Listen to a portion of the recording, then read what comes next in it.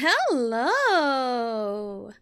Hello! It is Tuesday, and we have a free Kerbessa? Yo, insane. Hello, Antonio. Hello. Welcome in. Hope you're having a good day. I decided on Mario Party 7. Because I need a vacation. And what better way to go on vacation than to go on a Mario Party vacation? And also, I love Mario Party 7. It is my second favorite Mario Party. We're gonna go to Grand Canal to kick us off. I know Mario Party 7 40 turns will be 3 hours. We could go the whole 50. But I do know how the GameCube Mario Parties do go a little bit slower, so we'll just go 40 and go from there. We'll be Daisy today. We'll have a Mario and a Luigi and a Peach. Yes, and I need to double check on my instruction settings too. I have so many cords running around here. Hey, a streak! Let's go. That's a pretty big streak. I love it. I love to see it. Alright, I usually do run this crew for Grand Canal. I hate talking. Let's roll the dice, let's get going. And I don't even go first. What the heck is this nonsense? I go second. Ugh. Always second best. Always the second best. Funny how I say that, because that was the title of a fanfic I was in the middle of writing like years ago. And then when I got a new laptop, I lost a whole chapter, or like part of a chapter, and I was really upset about it and didn't find the motivation to finish it. So... but it was a really good story. I don't need to know where they're at. I don't need to know. I don't need to know this nonsense.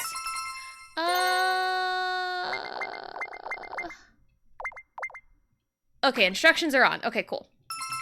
Cool beans. That's what I want. Everything's fine. It's summertime. I don't have to worry about it.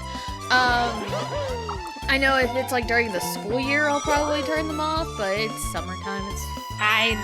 It's fine. Now, Mario Party 7's whole shtick is, vacations. And, wires may be hitting my mic every so often. That's okay. I have a wired GameCube controller, that is currently plugged into the Wii, like 8 feet away from me. So, or more like 6 feet away? I don't know. But it is a distance away from me, and I have an extension cord on it, so... fine. I love the GameCube controller. It's so nice in your hands. Time to mash. Time to stretch, though. And, don't mind the records. They're all set with turbo controllers, and I am not using a turbo controller currently. So don't mind the records. Go!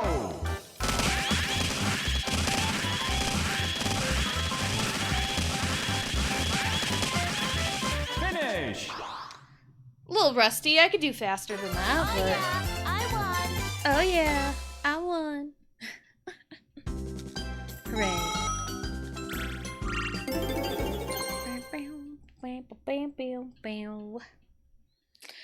Yeah, when I mentioned, going back to my story, I mentioned a couple times before that, not the laptop I have now, but the one I had before it. So I have had 3 laptops. The one I'm currently using is the 3rd one. I had my very first, laptop.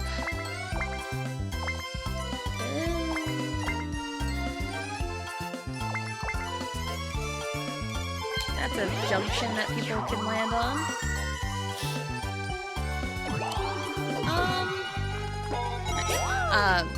But yeah, my very first laptop I got in high school. It was like Christmas 2011, I want to say was when I got my laptop.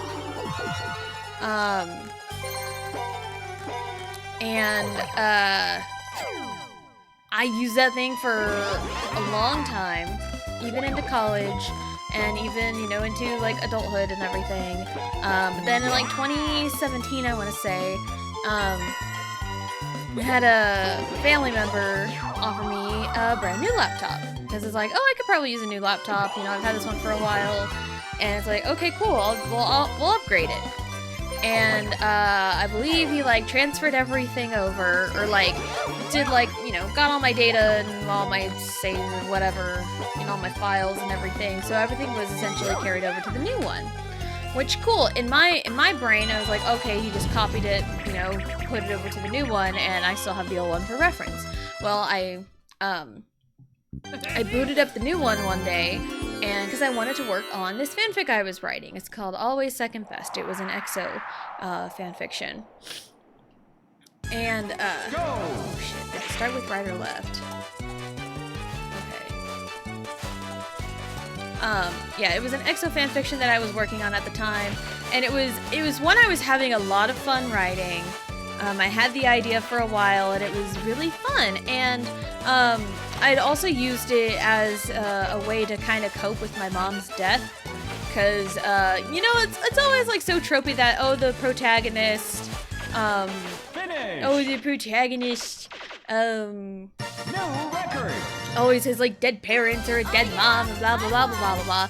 So I made the female lead, you know, have her mom pass away recently and, you know, move to a different place and, you know, everything. You know, just kind of a way for me to help cope with, you know, my mom dying. And it was something that I, you know, really loved working on. And then I booted it up on the new laptop that this family member gave me. And I noticed, oh hey, the latest chapter I was working on doesn't have hardly anything on it. I knew I had way more than that. So I'm like, okay, I'll just boot up the old laptop and see what I wrote and just carry everything over.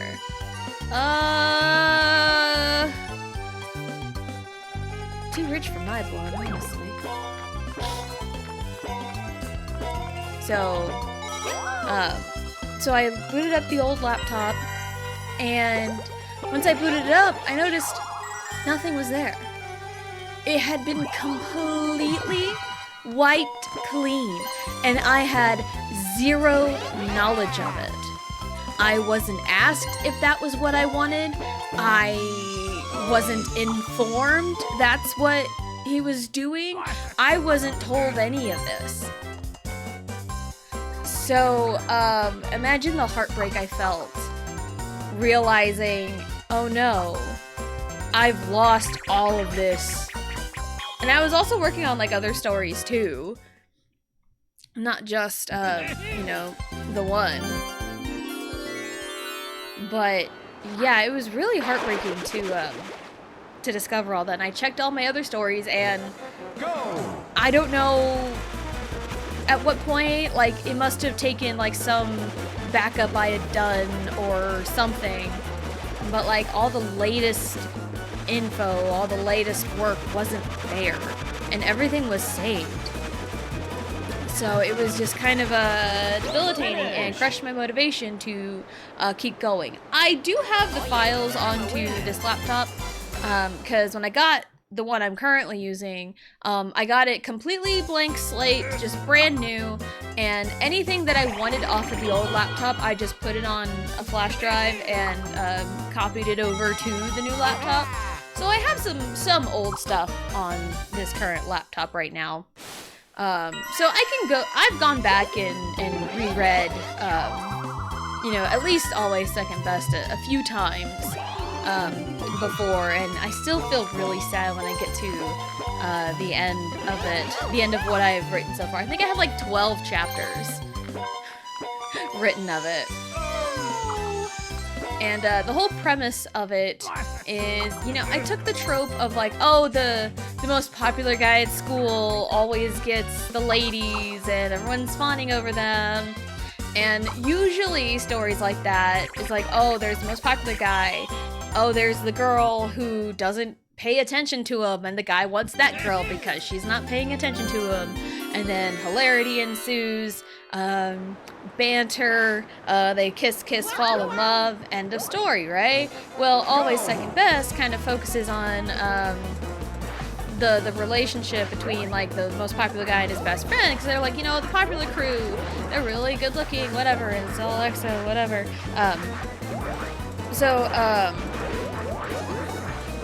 So you have, you know, Mr. Popular and his best friend, and there's, you know, the new girl that shows up. She doesn't really particularly care about, you know, the popular guy, and he's not super pushy. Like, he's always real pushy, and she's just not a fan of him, doesn't really like him very much. He's annoying her all the time. And it's like, he's like, yes, I want her. And, like, he's just trying. But, she meets and talks to the best friend. So, you know, Mr. Popular's best friend. So she's, like, talking to him, you know, and everything. They hit it off. They have lots of things in common. So it's like, oh, hey, they're a good pair. Go! Like, they're a really good pair, and Mr. Popular can't handle it. And there's this, you know, kind of the big dance. There's the big dance at the end, and Mr. Popular wants to invite our, you know, female lead to the dance. But when he asks, he gets completely rejected, and everyone makes a big stink of it because it's like, oh, he's never been rejected before a day in his life. Everyone, you know, of course, the typical trope of like, oh my god, Mr. Popular, who never has been told no, gets told no for the first time. And it was a whole, you know, big to-do and everything. And she just flat out says no, and then goes to the best friend and asks him to the dance, because it was the best friend's birthday that day, I believe. It was like a big, like, winter dance or something. And it was his birthday, and she's like, oh, hey, I'm gonna do something. You know, because, like, because, like, the feelings are kind of mutual. And they go to the dance together, and then they hang out the next morning, and that's, you know, that's, like, the big thing. And, you know, that relationship will start, like, blooming. Okay, you get this way. So that's kind of, and where I had left the story off and lost the motivation because of the whole laptop stuff, it was like right after the big dance. It was like the next morning or whatever. So it was like, it was so close to, like, you know, I think it was gonna be maybe just shy of 20 chapters. Maybe just kind of the progression of the story, but it's one of those, like, once you lose motivation, it's, especially with an event like that, it's hard to get it back. But it's like, I would have loved to go back and I have so many, like, unfinished works. And I do go back and read them at times. But yeah, Always Second Best was one that I really would have loved to finish, but, like, I don't know if I really got the motivation for it. And it's a high school setting, you know. But again, just taking the tropes of, like, oh, Mr. Popular, never been told no a day in his life. Usually it's Mr. Popular and new girl who rejects him. They end up getting together, but nope, I subverted that trope. Because I love subverting tropes. It's one of my favorite things to do in creative works. It's one of my favorite things to do. So, yeah, subverting tropes. I mean, I have streams of me reading fanfiction I had written even, like, you know, the last few years as follower goals. Like, I love subverting tropes, if you couldn't tell. So...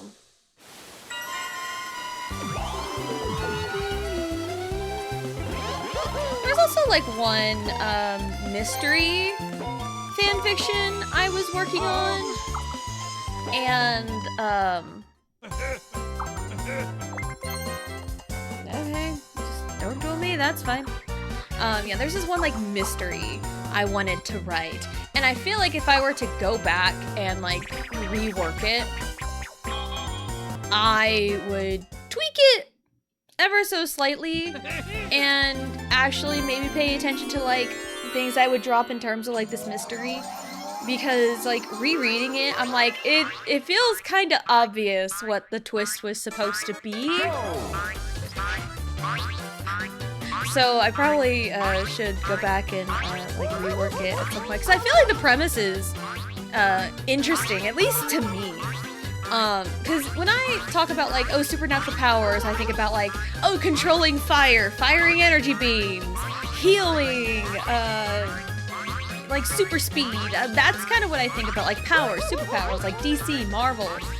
But like this one is more like supernatural in terms of like, oh, like folklore, fairy tale creatures, werewolves, vampires, elves, fairies, mermaids, like stuff like that. And that's kind of what I wanted this world to be. And humans are involved too. And the thing is like, oh, this hotshot human detective gets transferred to this town, you know, that's kind of riddled with crime in a way, yada, yada, yada. And like, he comes in, he shows off, and it's like, all right, cool. And then, but this town does not like werewolves very much.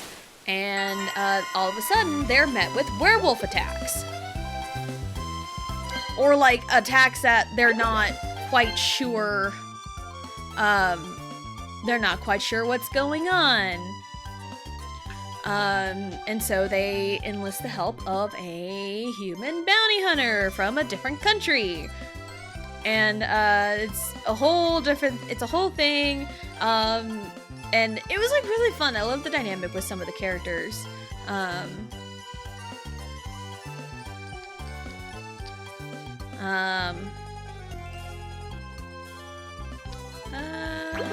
save it.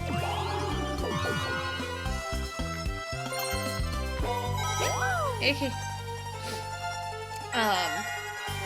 So yeah, there's like a whole like dynamic with like detective and the bounty hunter, and the bounty hunter is very work forward.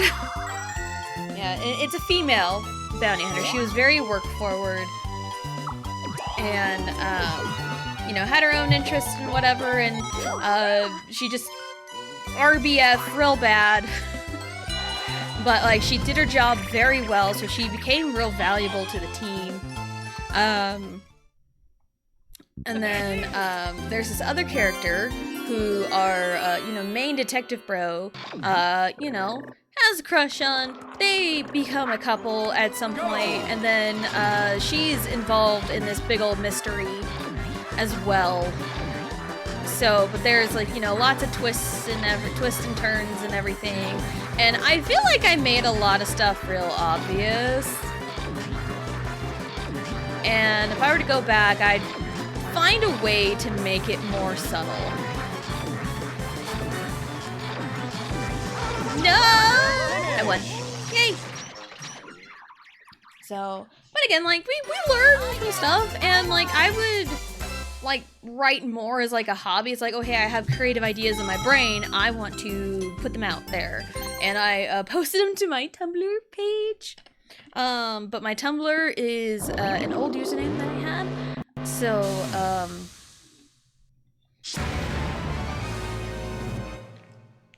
yeah, my Tumblr is an old username I had, so I don't think anyone would be looking it up anytime soon. Unless you know what that old username is. I haven't really said much of it, but it's fine. There was like 18, 19 chapters deep. And, it was a big project. It was a big deal. And for each chapter, I did like a little chapter banner. I like drew up a banner using like you know, like a character like profile or drawing a scene that was in that chapter.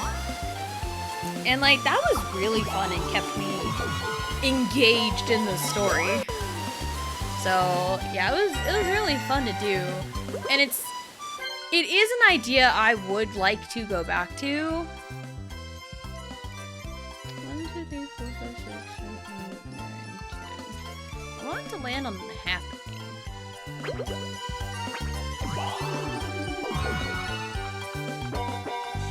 I'm right on Mario. I think I'm losing my orb. It's fine. Yes, please.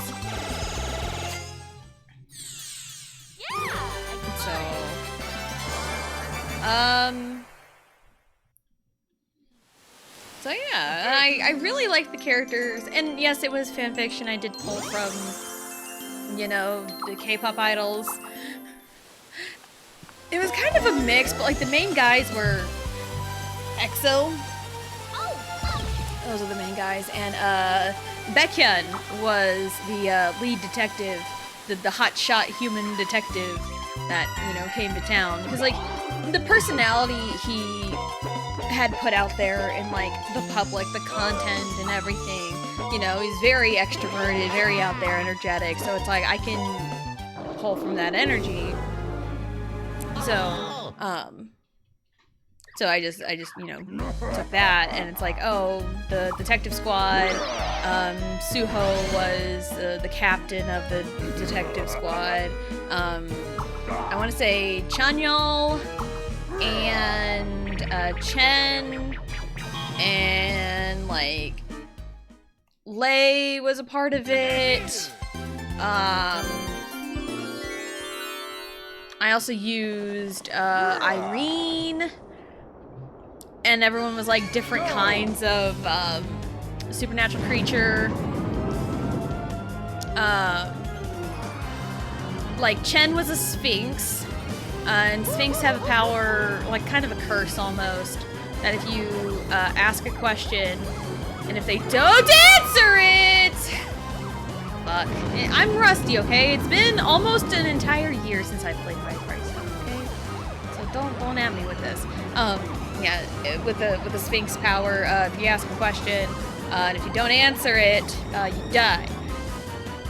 So, like, hey, having a sphinx on an investigation team and have them interrogate people kind of works in your favor a little bit. And, but also, I would feel very strange going back to it, because when I wrote it, it was way before the news of him getting married and having a baby, much less 2 kids, happened. So I always have felt really weird writing fanfiction with idols already involved in relationships at the time. You know? And it's like, there's plenty of idols who are more than likely in secret relationships. But, I mean, it's a secret, and it's like, I don't mind when people write fanfictions if they just kind of use it as an outlet, because that's what I did. So I always used it as like an outlet to, you know, kind of escape the real world for a little bit and, you know, cope with my loneliness. I don't like use it to spread harm or whatever. You know, I don't really do it that way. But like, I also don't write super crazy or like super like disgusting things. Like, I don't really write that. If anything, a lot of my fanfictions could just be regular ass stories. Go! If you just change the names and change up the characters a tiny bit.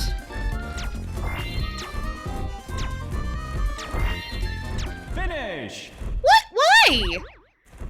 I usually win that. Why? Yeah, I must be rusty. Anywho. So yeah, cause the reason why I bring up Chen being married and having 2 kids, is because, like, just that personality dynamic, I kind of use that with, like, the female bounty hunter. And again, there's, like, a bunch of, like, you know, OCs in there as well, mixed in with, you know, the K-pop idols. And the main girl that, you know, Baekhyun's character, the detective, the hotshot detective, you know, develops a crush on and gets into a relationship with. She's an OC. The female bounty hunter that they enlist to help him out is an OC. Give me money, please. I'll give the program. Thanks, Bowser. I appreciate you. Even though you took all my money earlier. I got cash back. Hooray.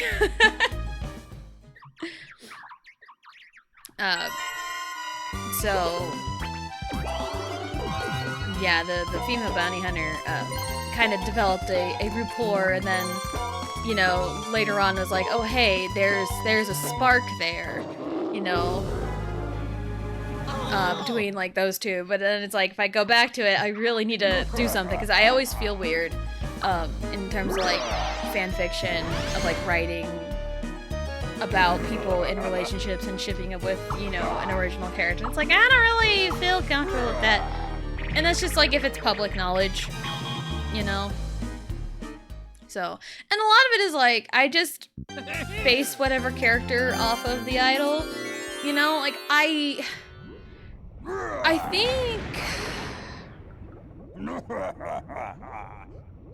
think I have only ever done an actual, like, real life, like, idol AU twice, maybe? I say twice, but I've done some, like, back then they were called apply fanfictions, where, like, users can, like, submit an application for, you know, their OC, to, like, get into this story, and a lot of them was like, hey, we're forming this whatever group, and, you know, you can pick whatever ships you want and idols to ship your character with, and yada yada yada. Like, I've written a few of those, and they were, like, Idol Universe, but, since they were, like, apply fanfics, and, they were mostly for, like, the other people, and it was kind of nice to get the hang of, like, writing, like, different kinds of characters. Part of me doesn't really count that, because I consider it, even though, I'll give you a little hint. We are close to a, fanfiction goal. I'm so bad at promoting myself. Here are the goals. All of my follower goals have been fanfiction related. But this one coming up, the 550 followers, and it's some kind of fanfiction. I will tell you, the fanfiction I have in mind is an apply fanfiction I wrote, but it's not an idol AU. Granted, a lot of what I write usually isn't an idol AU. I usually find a different universe to put these characters in, because, like, I don't really want to write idols. Honestly, I just want to write their characters that they portray. You know, that's really all I do. Finish. So, but yeah, I'll tell you, since we are fairly close to the goal, I will tell you it is not an idol AU. It's one I wrote when I was a teenager, so I did write a lot of apply stuff, but that was also a way to kind of get to know people and, you know, get people immersed in the story. And, I think maybe once we hit the goal, at whatever point it happens, I will tell you, like, what universe the story is, or what kind of a story it is. So, it'll be fun. But yeah, it's one of those, like, apply fanfictions. So. And,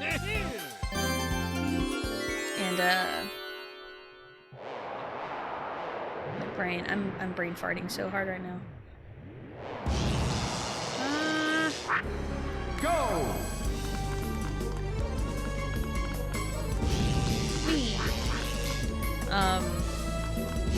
Yeah, it's like, it is an apply fanfiction, but, like, there's not many. I think there's only, like, 4 OCs that I used. What the heck happened? I legit pressed the button, and it didn't jump. Like, what happened there? I know I've had issues with this controller. I think a lot of it is the cord. So something happened, I swear. You know I'll win. Well, that works. So I am losing minigames I normally do not lose. So this is something. But yeah, once we hit the goal, whenever that will be, I will tell you what kind of fanfiction it is we'll be reading. So I do have one in mind, and it's one I've wanted to reread for a while. But I've held off on it because I want my reread reactions this go around to be on stream. I think it'd be fun. And plus we haven't read one from like my teenage years in a while. So, and it's like a lot of it is like the story ideas I've had were really good. It's just I was a teenager. I didn't really, you know much. And now that I am an adult, at least 13 years removed from high school, that I can probably do better with some of these ideas, maybe. I don't know.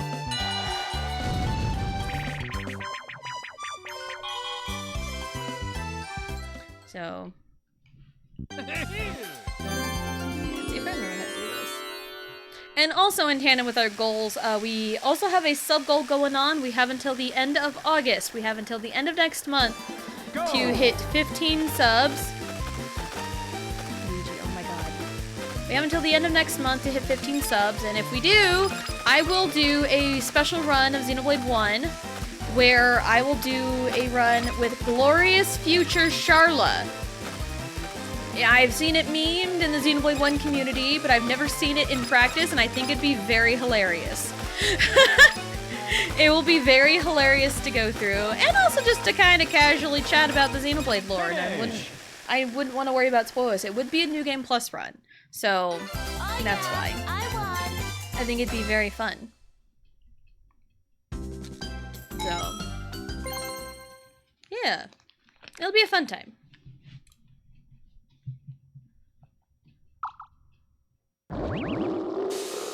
And the bridges have been fixed, hooray!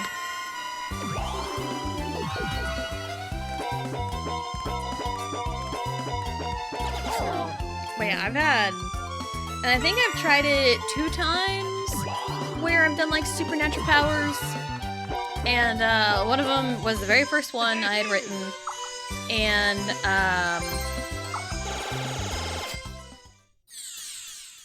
I enlisted the help of like this other user that I barely knew at the time. Their help, because I was like, I didn't know what I was doing. But then I kind of slowly grew confidence the more I wrote. So, because I had lots of ideas, and again, a lot of them were like typical teenage girl ideas. And others were like, man, if I could like take this idea and like refine it more, it would be something. And like there's, you know, again, typical tropes. I had written one where it was like a school. I think I called it like Korea's School for the Gifted or something. And it was more like, oh hey, if you have supernatural powers, come to the school. We'll help refine your powers, and you know, so you're not like shunned by society and all that. And it was that was a fun one to write.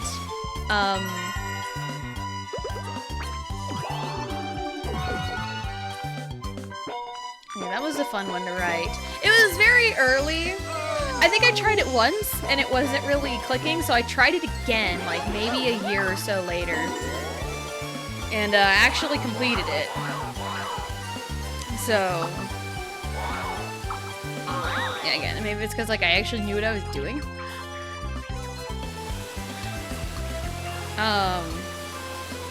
And then I tried writing more supernatural power stuff with like the Game of Life. I think that's what I called it. That is the original work of the MyOC 12v1 fight EXO. I read it on stream one time because I got bullied into it.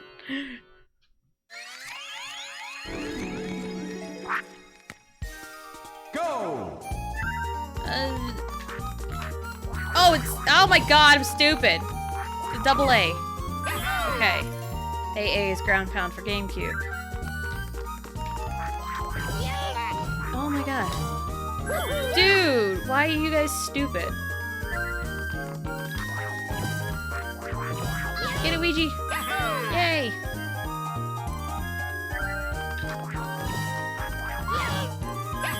Yay, we did it. Finish. Hooray. Yeah, so the game of life is gonna focus on like these 4 or 5 characters and just kind of the wherever they land in terms of like the world, and then they all kind of interconnect. Yeah, it all would have interconnected, and then college. I wrote most of it in college, not like high school, college. College kind of happened, got busy with that. Never really made it back to it. 1, 2, 3, 4.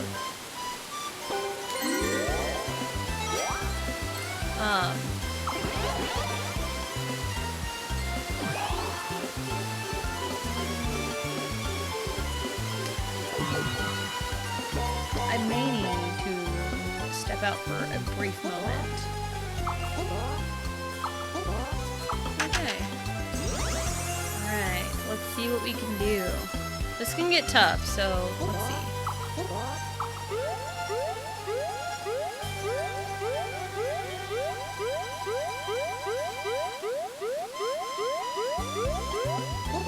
I think it's this one.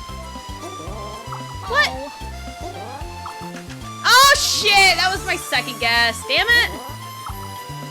Yeah, that last one goes a little hard. Damn it. It's fine. I don't like lose anything. Only if I pick a dark star.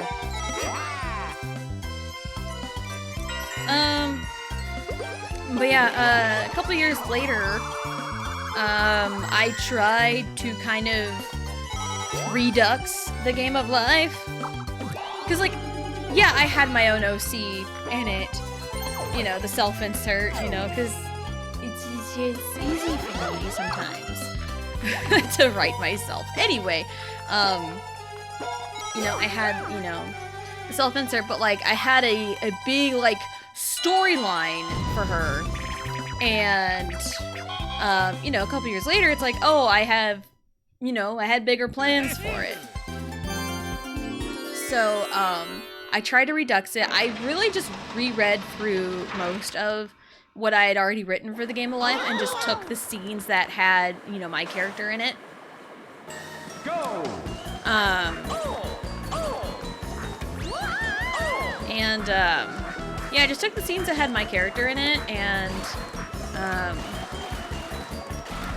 just kind of zhuzhed it up a little bit, fixed some grammar and punctuation issues, and then I added to it the scenes I had in mind from the get-go. I am not very good at this. Finish.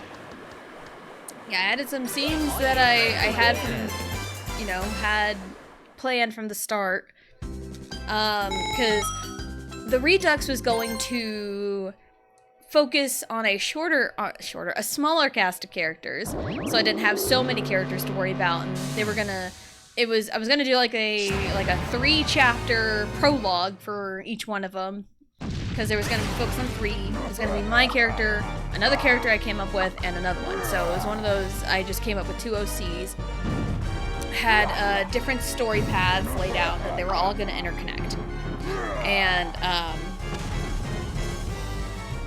dang train.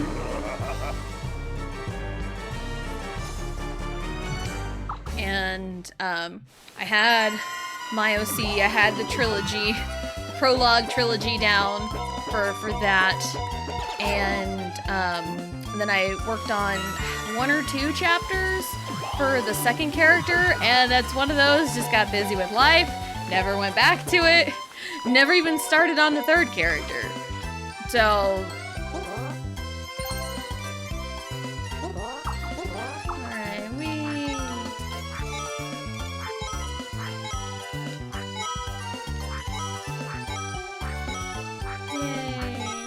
jumping. Yay. We're here. Hooray. Yay.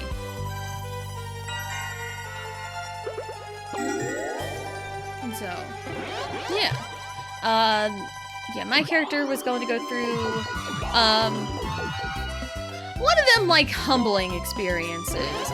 Because, like, her character arc, she was, you know, it started, like, the character introduction for this self-insert was, the 12v1 fight against EXO. That was the introduction to this character. So it's like, okay, this gal knows what's up. She knows how to fight. She can 12v1. You know, she can 12v1 EXO. Like, that's the introduction to her character. And then later on, we dig a little deeper and, find out what makes her tick, essentially. And, you know, she seems kind of hotshot, but she knows how to fight. But she's also really impulsive. And that's kind of what gets her in trouble a lot of the time. And so, she ends up getting captured because the government wanted energy manipulators, and she was an energy manipulator. So she gets captured by the government, and then she gets rescued, and, I think it was, like, Luhan. That was, like, the ship, quote-unquote, or, like, the character she grew closest to. And Luhan saves her life. And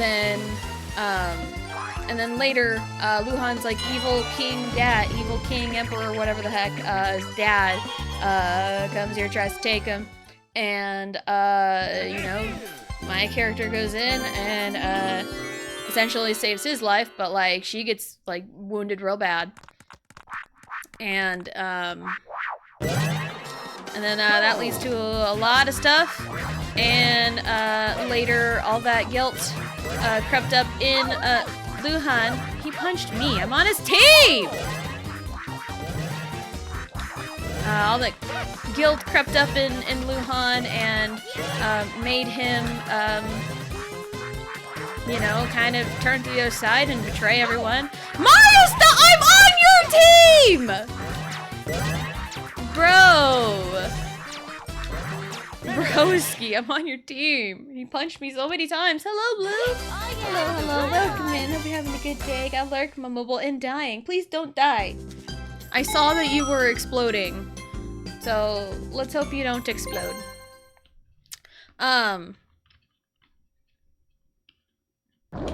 But yeah, there's a whole thing, and there's like a war that started between all these enhanced humans and the government, because it's always the government.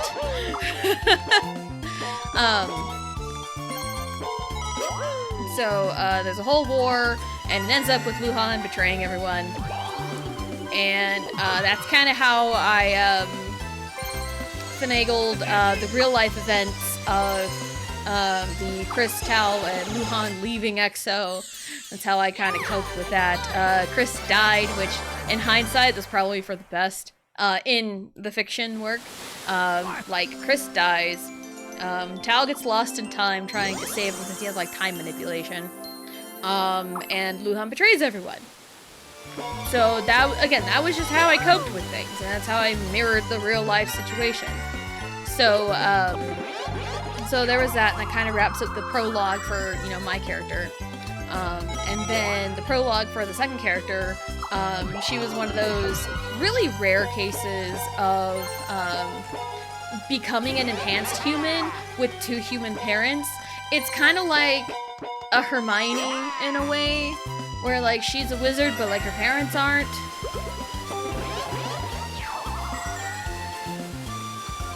And, her story was her and her best friends. I can't remember if he was a known enhanced human to her parents or not. But, like, she was an enhanced human born to human parents.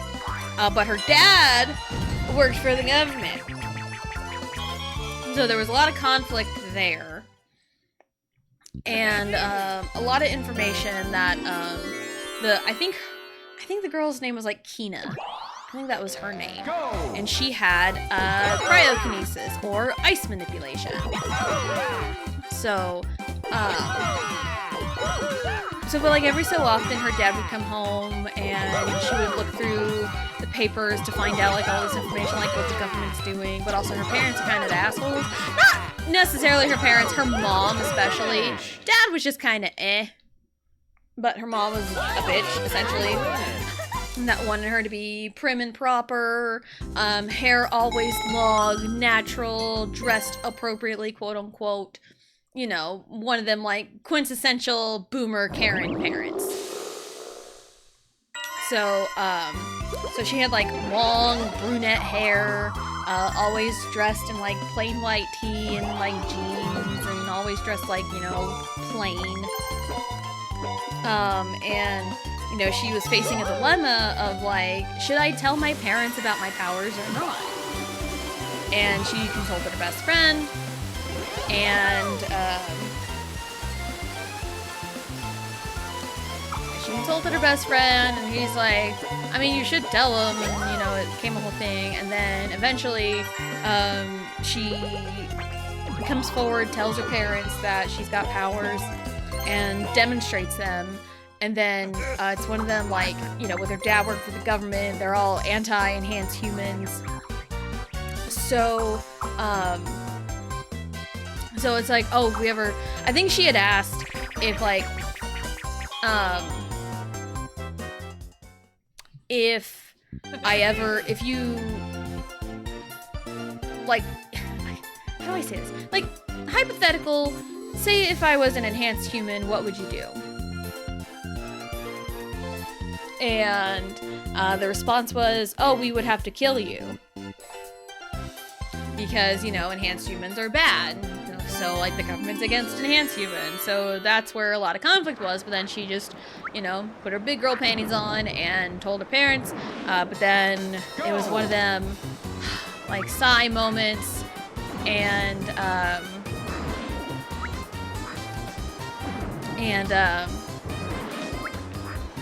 like, you have to, you know, like, talk to your parents, like, but then after she reveals that she is an enhanced human, then her parents are kind of on a manhunt in a way, where it's like, all right, we hate to do it, but we gotta put you down, we gotta kill you, because you're an enhanced human, we don't need those here. And so, she gets into a fight with her parents, uses her ice powers, you know, with everything.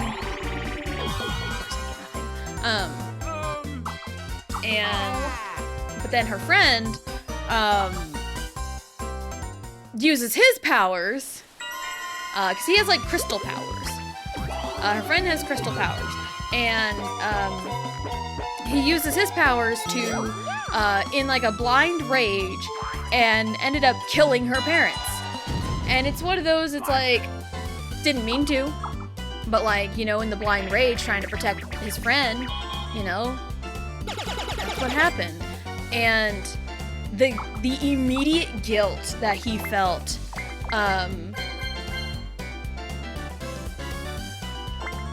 caused him to run away and not face the consequences of his actions and not face what he did. So he runs away. And Hina is essentially left injured because I think her leg got injured. She got shot because her parents pulled out literal guns against her. And dude. Yeah, her parents pulled out literal guns against her, and she ended up getting shot. Finish!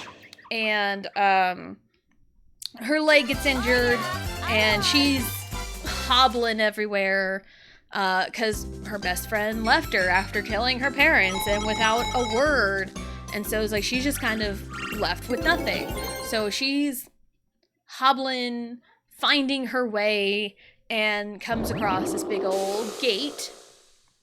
That, just a gate by itself, nothing out of the ordinary, but she knew from the files that she peeked from her dad, working for the government, there was this location in the country called Miracle City, and it is a place for enhanced humans to essentially go and be free. And they check constantly.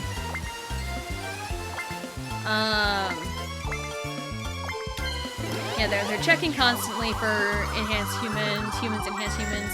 They only let enhanced humans through the gate, and she knew it existed. She'd never been there before. And she hobbles her way and finds it. And, you know, goes through the gate check and everything. Excuse me. Goes through the gate check and everything, and gets into Miracle City. And she needed to find a healer and fast. So, so she goes in, and she ends up finding this group of guys. And they help her out. And then, I believe they're like, you know, they learn her story and everything. But then, she's like, well, I have ice powers. Haven't really had any proper training on them.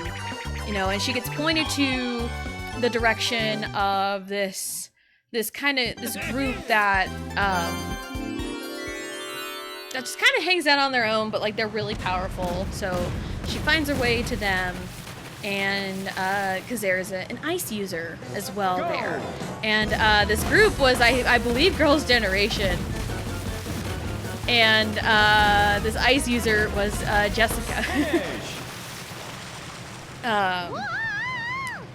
Because, you know, her nickname was like the Ice Princess and everything, and then, you know, the whole 2014 happened, Jessica got kicked out of the group, or whatever happened, and I used that as like, oh, relation to the war, and she encases this like big like area in ice to save everyone in Kina, because like she helps train Kina and helps her come into her own with her ice powers. Because, like, most of the time, ice powers are used for attacking. Very rarely they're used for defense, because, like, but, like, Kina's natural ice was very dense, and it's really hard to, you know, to really hit through. So it's like, you have a knack for defense, let's train you to be a tanker.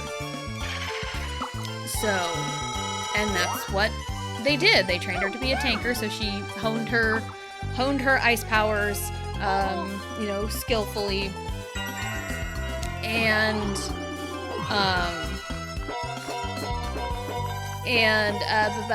brain. But then, you know, the war happens, government officials coming at them, and they're all fighting, and one of them accidentally triggers like this event, and you know, there's a whole thing, natural disaster, and Jessica sacrifices herself and does like a whole big ice move. It freezes everything to stop like a volcano erupting or like a landslide or something. I don't remember what I had in mind. I don't think I wrote that far, but I had like some kind of natural disaster in mind for her to use a big ice power and to, like, you know, kind of like a Terra from Teen Titans.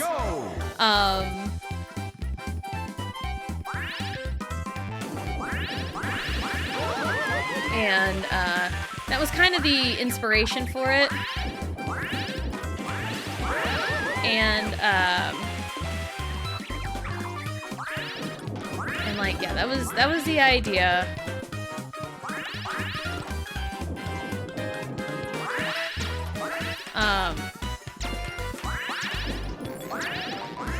Yeah, that was the idea of it, and after, you know, losing her parents, her best friend, and then this group that took her in, she lost everything, and at the end of it,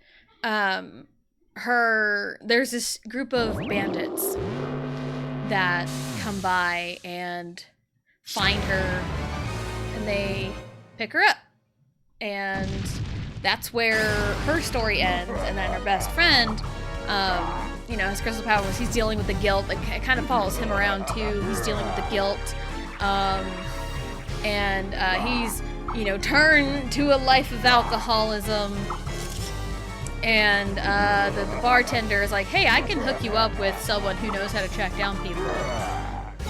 so like we can find her, cause like he's like, I don't know where she is, and he's like, we can find her, but it's up to you on whether or not you want to go see her. And like he finds the information, he checks on her regularly, but like he's too chicken to even face what he did.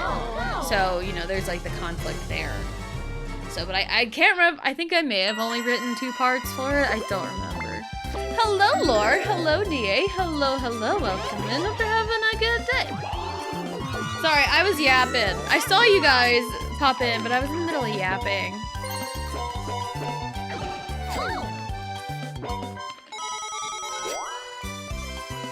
Oh, I get that money right back.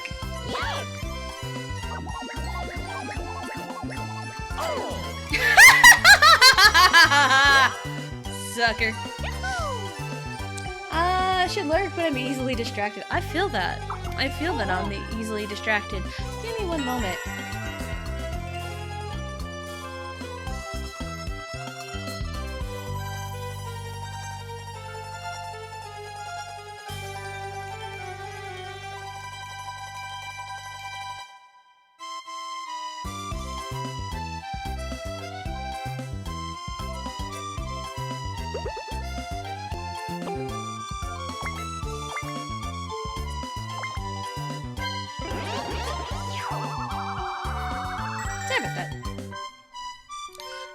But yeah, that was the second character and like her story, and then the third character, which never got to writing, but I had the plot.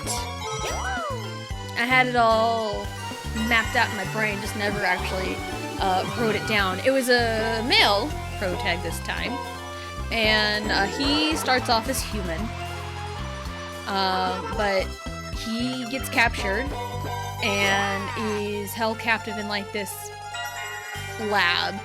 Apparently this is a big trope that people are tired of. I have heard. But even with like overdone tropes, yeah, even with overdone tropes, I feel like you can do them skillfully if you know what you're doing. But yeah, our human bro gets captured, and he's a human. But there's these hidden, like, government branch experiments going on. Like, I think, like, the main branch government doesn't know about this, but, like, there's a hidden branch that's, like, experimenting on people. And, they're trying to see if they can give a human powers of an enhanced human. Go! So they're trying to see if they can give a human powers. Luigi, what are we doing? Honey, Luigi, please, Luigi. Luigi, what the fuck are you doing? Dear God. Luigi is sandbagging me so hardcore right now. Go this way. They are ahead of us. We need to fix this problem.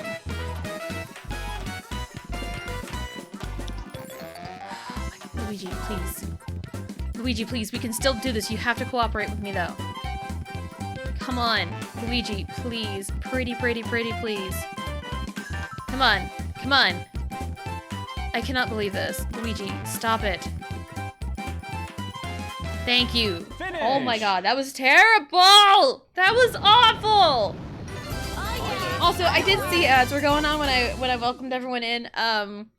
If you were in ads, hello Lauren, hello DA, hello, welcome in. Hope you're having a good day. I don't know if you heard that or not, but I'm just gonna give it to you again. But yeah, this third character, you know, was a human. Got captured and is in these like hidden government experiments that are trying to, oh, it was up there. I'm stupid. Well, it's fine. I can fix my problems.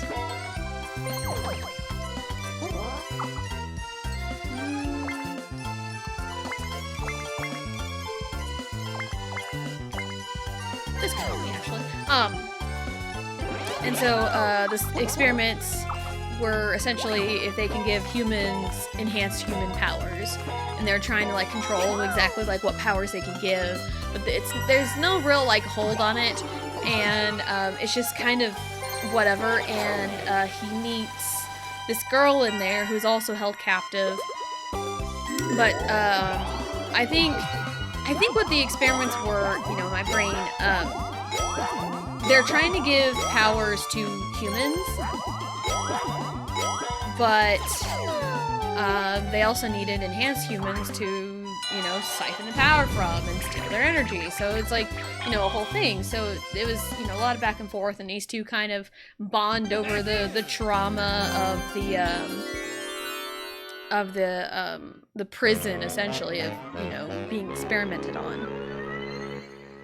And I think, like, I didn't really have anything, like, super specific, because, like, Bro starts out as human, he ends up getting Umbra Kinesis. He gets darkness manipulation. So, he ends up getting powers, but it's one of those, if you unlock your powers well into adulthood, then it's like, you're gonna have a harder time controlling them, compared to if you were born with them, or like learned them as a kid, unlocked it as a kid.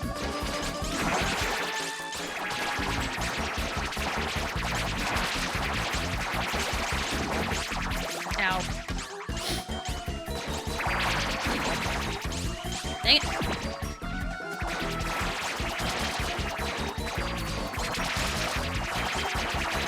Oh, there we go. So that was kind of the idea, and then yeah, he gets Umbra Kinesis, which, you know, is darkness manipulation, and shortly after that, they him and the other captees devise a plan to escape. And after they escape, that's when his prologue ended, and it blends into like the main story following the three of them after their prologues. That was like the idea. Never really gone back to it, because again, life happened, everything just got real busy, and didn't really find the motivation to write again. So, let's see. Hello, Plush Show. Hello, welcome in. Everyone. Good day. Doing great. Some amiibo, bought some amiibo and whatnot. Awesome. I am doing pretty good. I don't know what that is. I don't know what that... Oh, I should use that. I don't know what that is, so I'm not going to take any chances. I would have laughed so hard if I rolled a 1. I can also get money for my troubles. 1, 2, 3, 4. I'll take the red space, it's fine. There is a red star, so...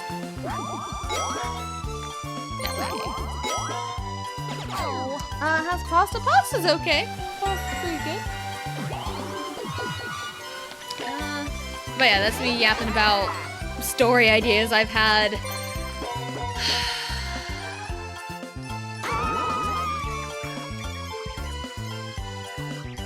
I don't remember how long ago it was. I don't think I've had... Let me see if I can find it.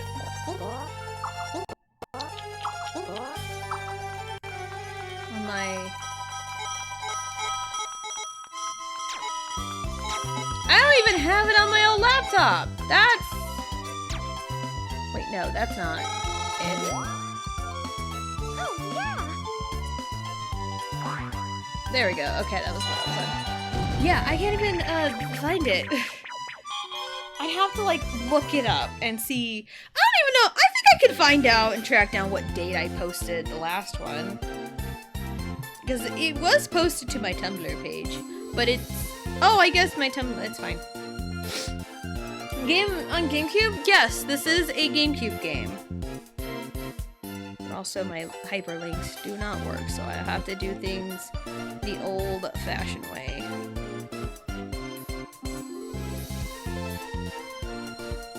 There we go. A lot of things have changed over the years.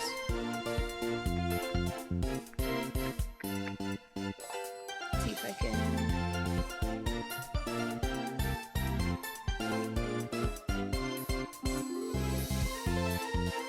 Yeah, I don't think I can see a date on it, though.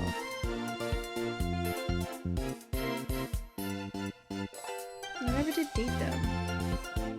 And I can't see a date when it was posted. So, I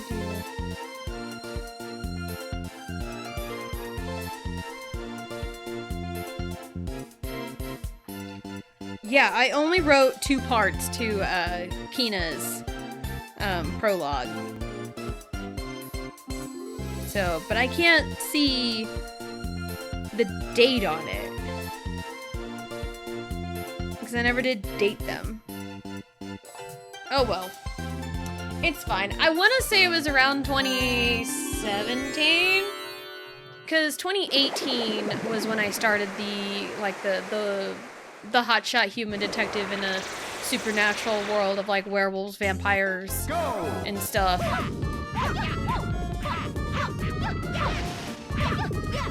Mario just keeps punching me all the time.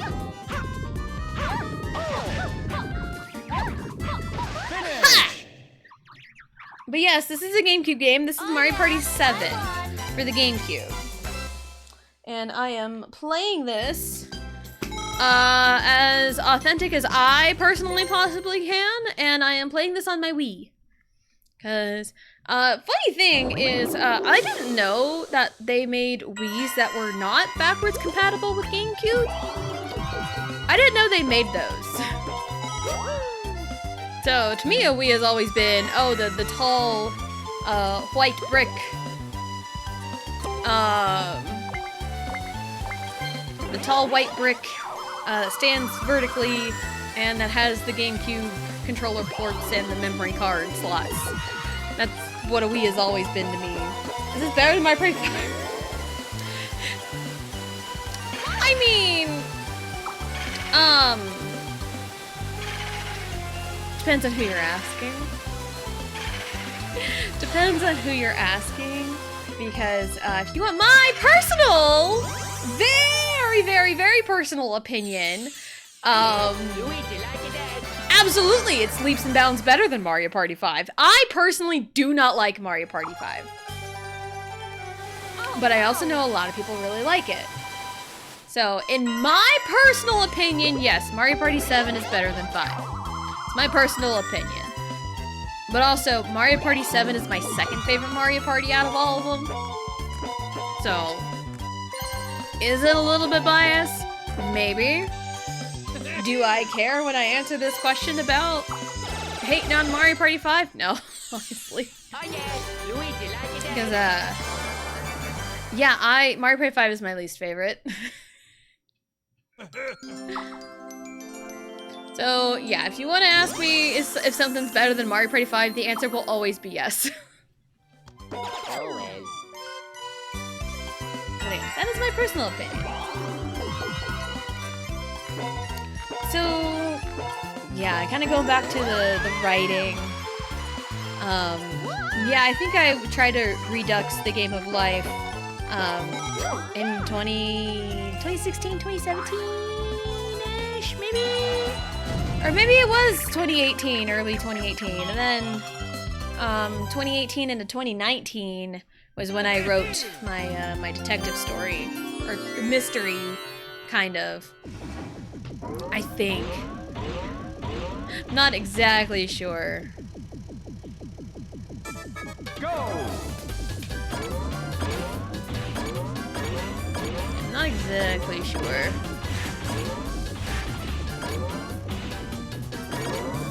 Come on, Luigi.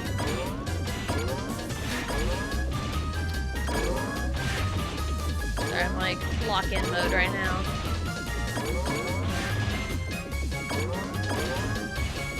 I have to like pay attention to buttons I am pressing.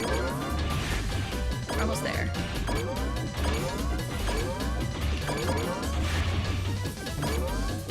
We're good. We are so good. Yeah, we're good. Yay! Finish! So yeah, like, I do have a lot of unfinished stories, but I do also have a good handful of finished stories. So, because there was, one that I wrote. There was a couple that I wrote and completed. I wrote in times of misery and sadness. Back in like 2016, 2017.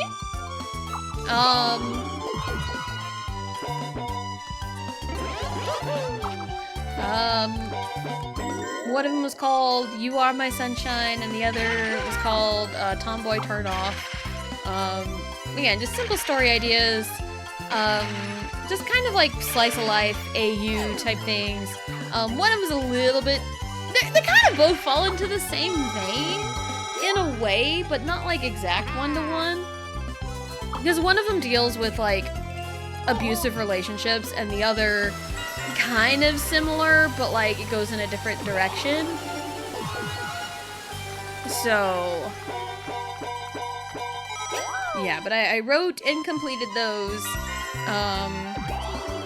I think after that was when I tried working on the Game of Life again. And then stuff happened, and then later Detective Story, and then I just kind of lost motivation to write it. And then I just kind of stopped writing for a while, I think. I think until I started streaming. I think that was kind of the path. Least favorite Mario character?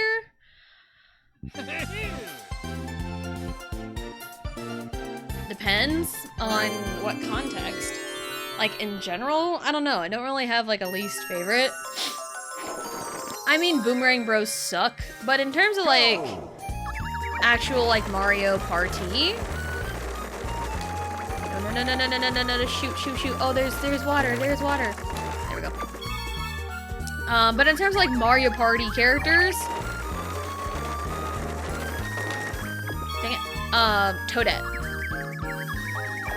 Toadette has been banned for quite some time. Nice.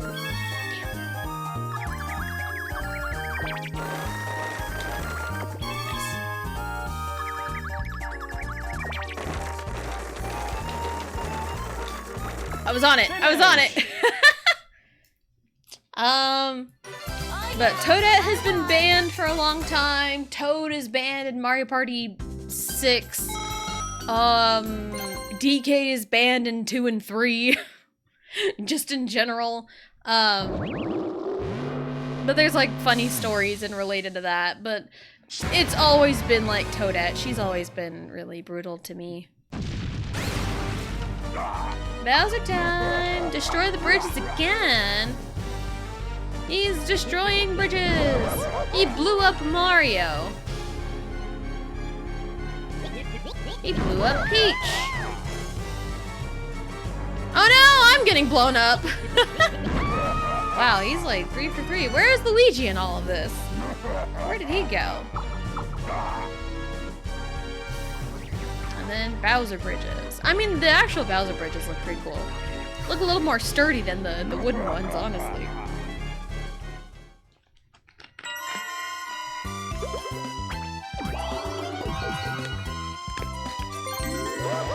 That was what, halfway?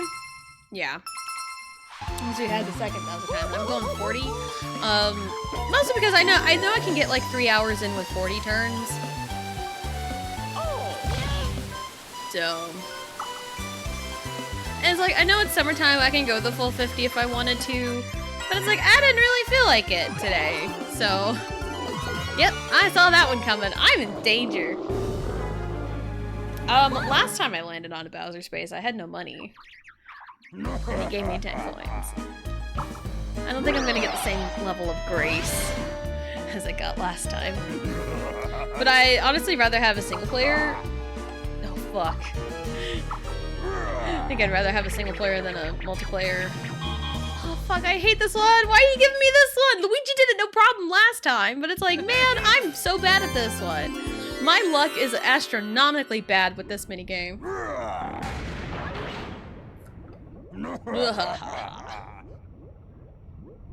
Gulp. What in the Banjo-Kazooie sound effect? Whoa! That was a very Banjo-Kazooie sound effect.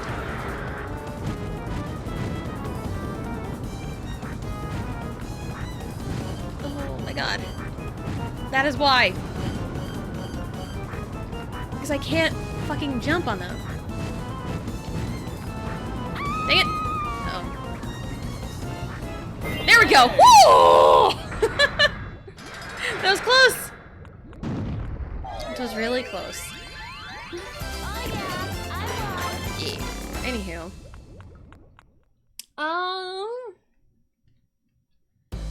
Trying to think.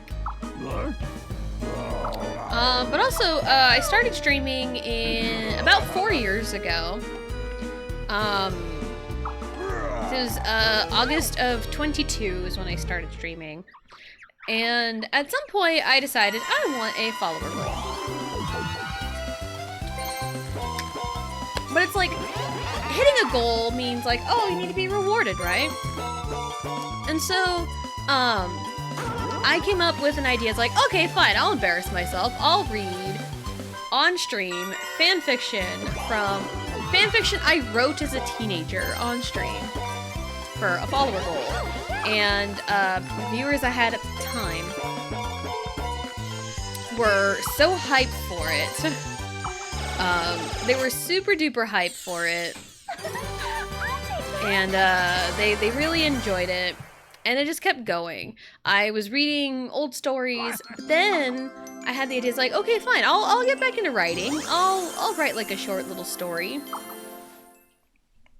For one of the follower goals, where I came together with the community that I had, whatever day it was on stream, and like it was decided, oh, let's do like every trope and make it like D&D. It's like, okay, cool. So I wrote like a little short 4-chapter story, a little D&D adventure, friends to lovers type thing, and I used Stray Kids Hyunjin for it. Fuck.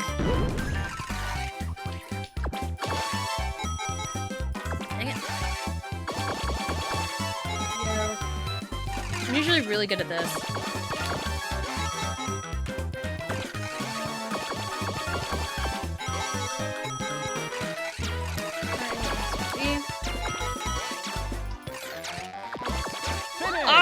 What do you mean?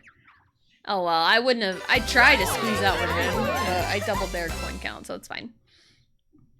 But yeah, since that one where it's like, okay, we'll just do everything, and then after that, I've got inspiration to keep writing. I have these like story ideas in my head. It's like, you know what? Let's actually do something with it, and that'll be the follower goals. And at the time, the rate I was gaining followers worked out extremely well to how fast I would write a complete story. So, so the next story after the Dungeons and Romance one, the short 4-chapter story, I wrote a wrestling AU story with Han as the main guy protag.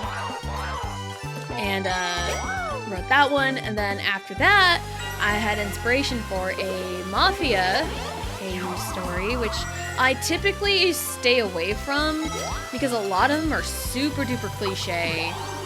Yeah, a lot of them are super duper cliche. Never really interesting, but I took a chance on one of them because it was from a Tumblr user that I really loved their work. I loved reading their fanfics. I loved reading their one-shots. I just loved the way they write. So it's like, okay, I'm going to take a chance on this, even though I don't really read Mafia AU. And as I was reading it, the ideas started circulating in my brain for them. And one of my favorite fanfics was born from that. And that was The Bride Operation. The main man in question was Bang-chan. He was, you know, this mob boss. You know, leader of the mob, Stray Kids or whatever. But then it's like, alright, cool, I want to settle down. It's time for me to settle down and get married. So he does what any, you know, crime lord would do and kidnaps what he wants as a bride. And lots of things unfold with the woman he picked. So, and it was really, really fun. And it was so fun that I returned to that universe for a sequel. See? Like, Luigi gets it on the second try, but I can never jump on them correctly. So, yeah. Yeah, the Bride Operation's one of my favorites. It is definitely one of my favorites. And then after the Bride Operation, I wrote The Dragon Tamer, which is another one of my favorites. I really think I feel like if I were to turn my fanfictions into actual books, I don't know about the Bride Operation. I feel like it is too closely related to Stray Kids. I don't know if I can change it enough. I don't know if I can change it enough. And plus there's a lot of Korean names in there.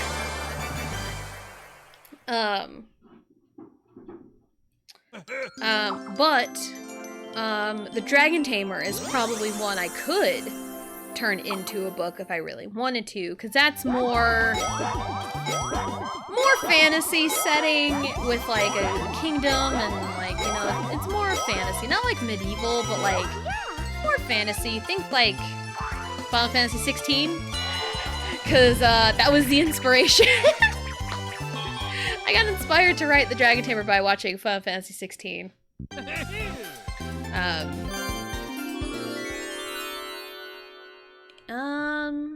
What was after The Dragon Tamer? Oh, Sunflower Kisses. That one was fun. Because that one was like, I tried to write like a sequel to a previous work. But like I got stuck. And then at the time, it's like, all right, then I will just, I'm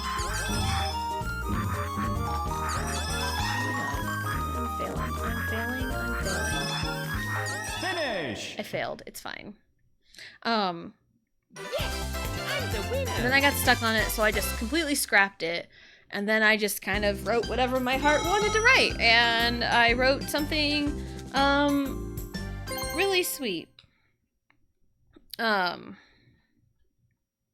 then after that, what was after that?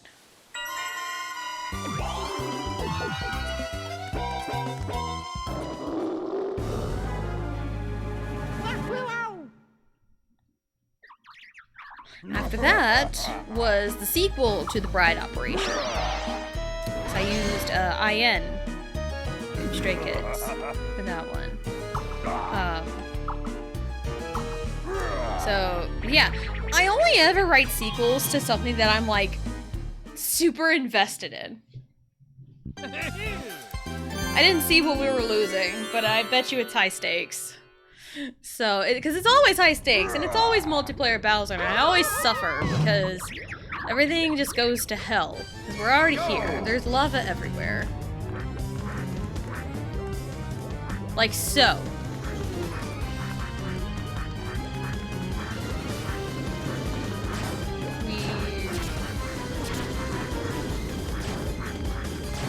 And also, I hate autoscrollers.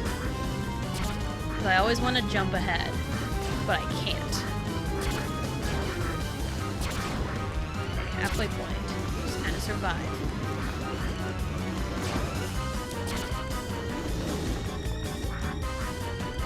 Now they're gonna start sinking.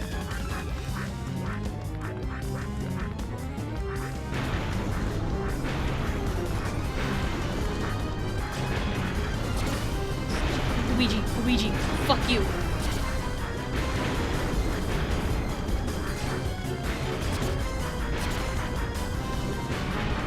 Oh, thank God! Woo!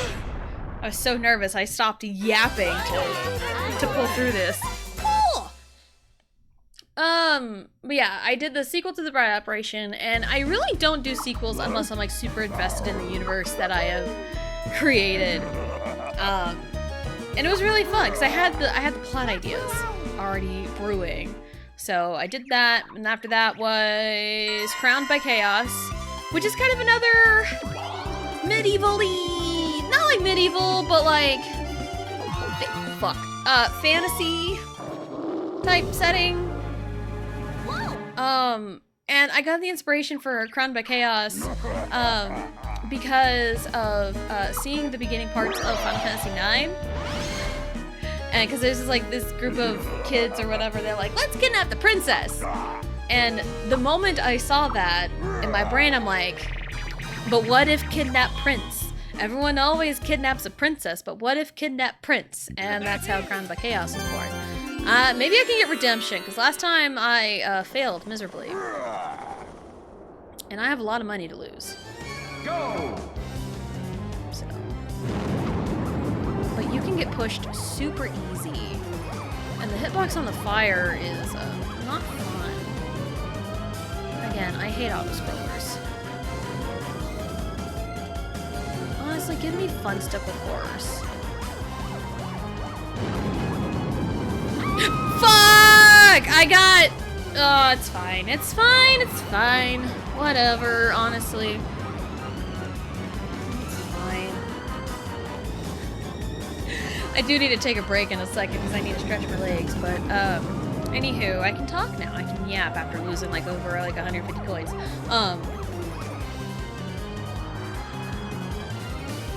I used to be really good at this. Again, it's been over a year since it's been almost a year since I played this last. But yeah, Crowned by Chaos was a fun one because again, it's like, what if kidnap Prince? And then with all the stuff that comes with it.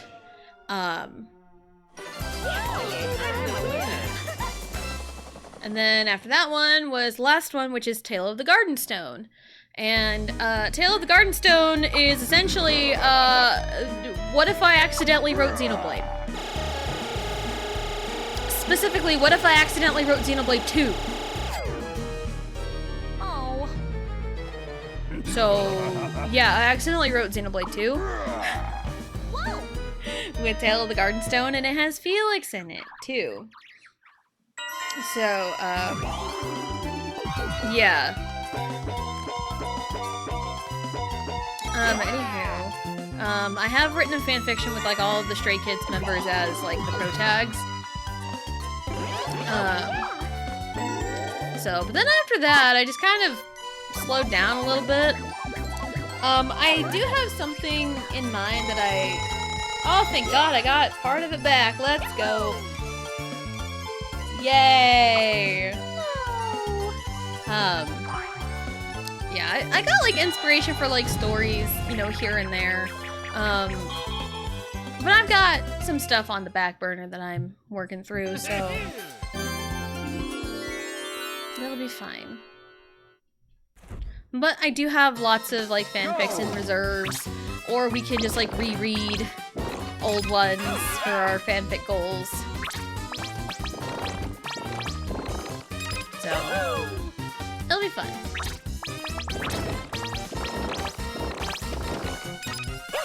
We're doing great. You're doing great, sweetie. Finish! You're doing great. Oh yeah, I'm on. Bam, bam, bam. Alright, I am going to take a break right now.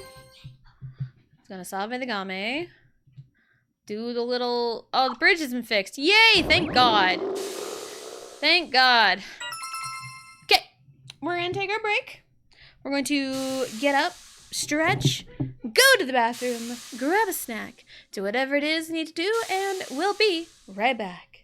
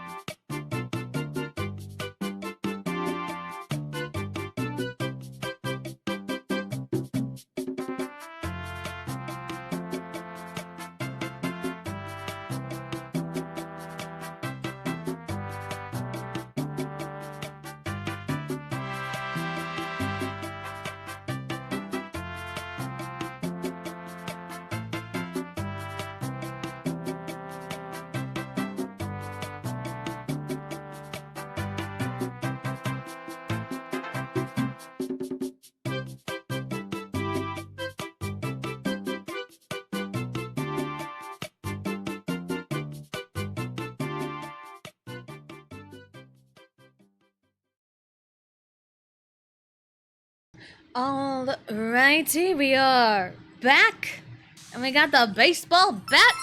We're ready to swing, hit dingers. We are ready to hit the dingers and score 6 points for a touchdown on the hockey rink. Now, I know sports. I'm not a total dumbass when it comes to sports. Don't let me mislead you. Where is the star? Oh, it's over there. That way. Yes, please. Hello, Johnny. Hello. Welcome in. Hope you're having a good day, and thank you for all the links. Thank you. Always appreciate it. I was talking about the goals earlier. I did make mention of the fanfic that I have planned to read when we do hit the follower goal. And I did mention it was something I wrote when I was a teenager. It was one of those apply fics that I did when I was a teenager on the site that I wrote them on. And I will also give you a hint, a brief hint. Something on screen right now this second is a little hint to what the story could be. So am I looking for now? No worries. Baseball shades, let's go. I love the baseball cascade. It's so good. I love it. Alright. Let's go. Go!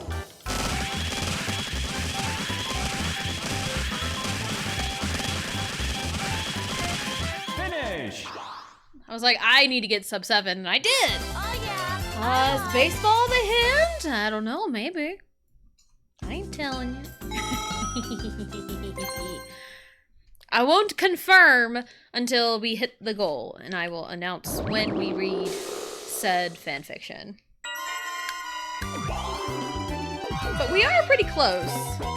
I mean, I've said that a couple of times. We've been kind of fluctuating here and there in terms of the follower count. I always try to make sure the bar on screen is as accurate to the actual follow count as possible.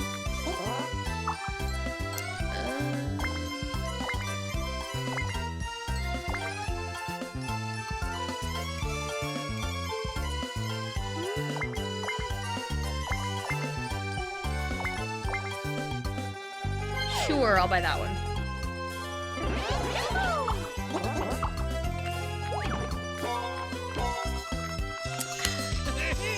Yes, please, because Luigi did steal mine. I did land on the thingy. Hello, Garrett. Hello. Welcome in. Hope you're having a good day. You got a baseball bat. I do have a baseball bat. I wasn't like the best ball player in the world, but I always thought I was pretty good. I thought I was a pretty good ball player when I played. So, and I do come from a like a baseball softball family because my parents met on the same co-ed softball team back in the 70s. So that's how my parents met, so it runs in my veins. That's change! Oh, we're back to Kirby! I was like, no, the baseball bat! But we have Kerbo. We're back to Kerbo, because we started with Kerbo. We started with Kirby the first half of stream. And then, it usually, the way I have it set up is it changes the costume anytime the scene changes. So if I hit the BRB screen and come back, it should change the costume, and it does. And we started with Kirby, and now we're back to Kirby. Let's go, Kerbessa. Just the Kerbessa. Not the Kerbessa at, what, 10,000? Is that how many stars Kerbessa is worth? Yeah, 10,000. So, but the 10,000 Kerbessa redeem, that changes the entire layout. That one's a fun one with separate Kirby costume changes. So that one's a fun one.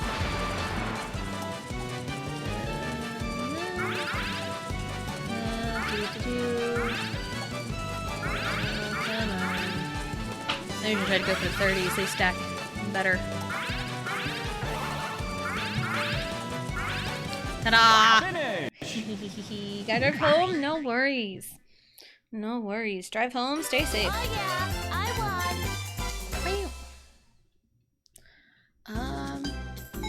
What was I talking about? I was talking about like stories and stuff before. So, just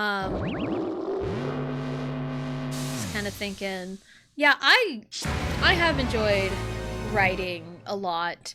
And here's the thing, like when I was a kid, I mean, when I was like a kid, like second grade, I read all the time.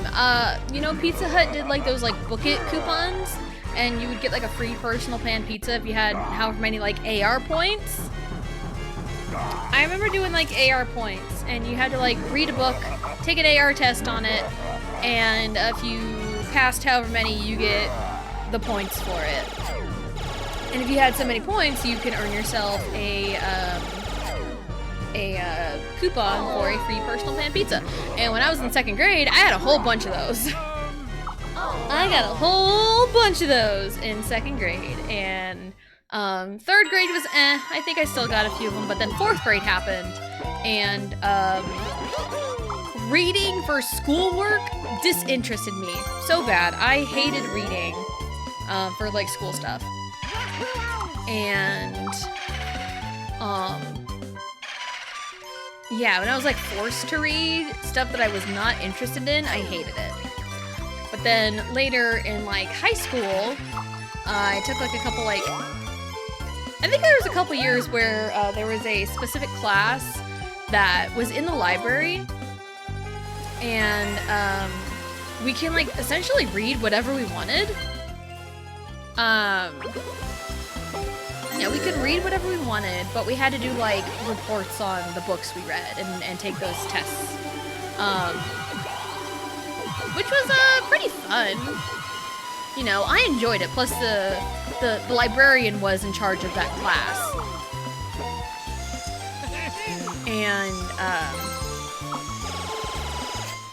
and she was really nice.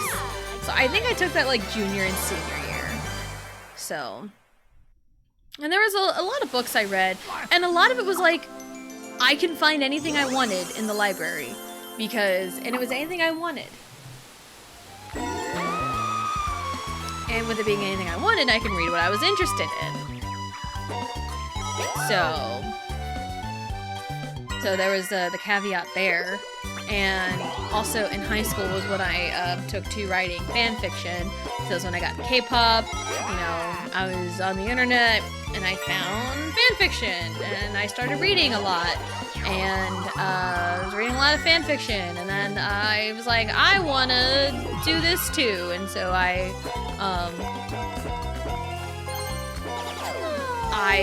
started writing, and then here I am, rock you like a hurricane. Okay. So, yeah. And it's really crazy how, you know, I got so into writing when I hit like a really huge phase of like not being interested in books at all, because like nothing interested me. Couldn't ever find anything in the realm of what I liked.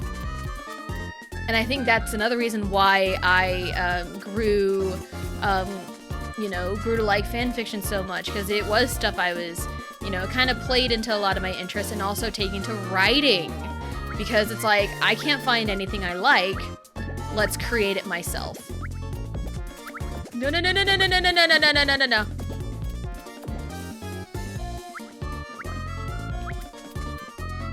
Oh, we're good. We are so good. We are so good. We are so good. Look at us. Look at us. Look at us. Finish. Breaking the record. I have broken. This is the second record I've broken today.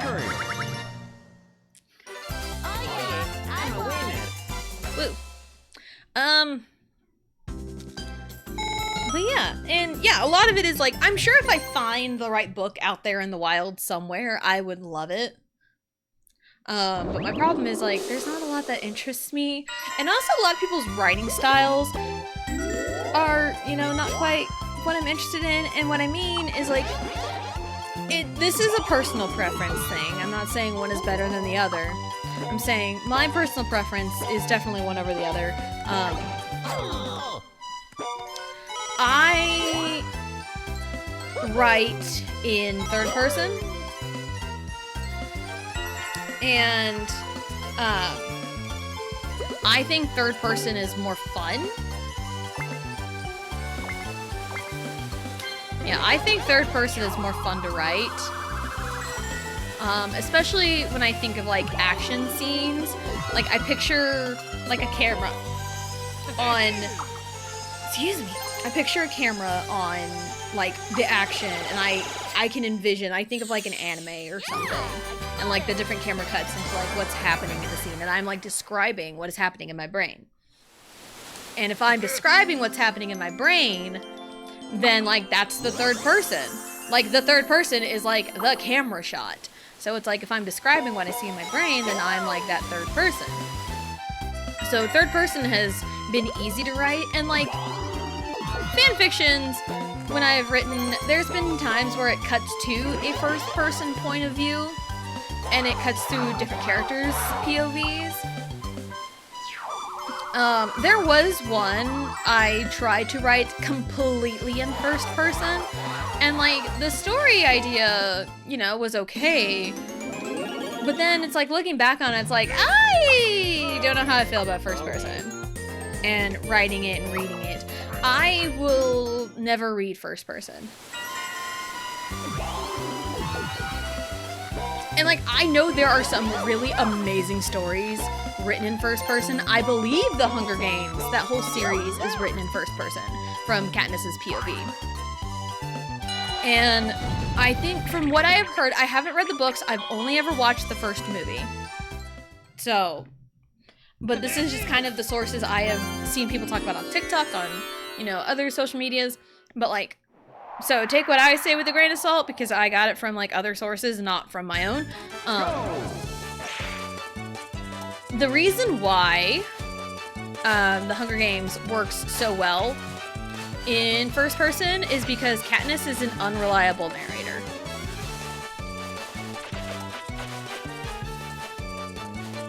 And what an unreliable narrator is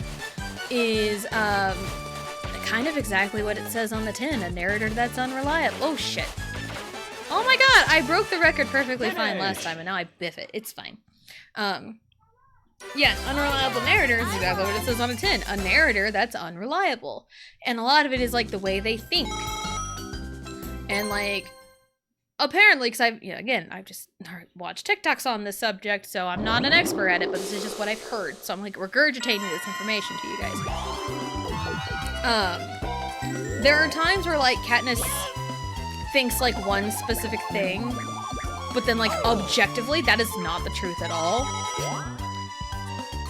And it's like, oh, they're not like hurting Peeta because like, oh, he's just kind of a cute little guy or something. But no, in reality, they're not hunting Peeta because they know Katniss will go after them and kill them if they do. So that, it's kind of like that analogy in a way. It's like being like oblivious to like the real reasons on things. So, and that's, again, that's just what I've heard. So like, I haven't read the book, so like take what I say with a grain of salt. But that's just what I've heard. And like, again, first person can work under the right circumstances. I just personally don't prefer it. So like, I prefer third person, honestly. And I prefer to write in third person. Like I've grown a heavy preference for third person. So, but I've also seen people like, if it's not in first person, I don't want it, and they're like, it's gotta be one or the other, and it's like, no, it's all up to preference.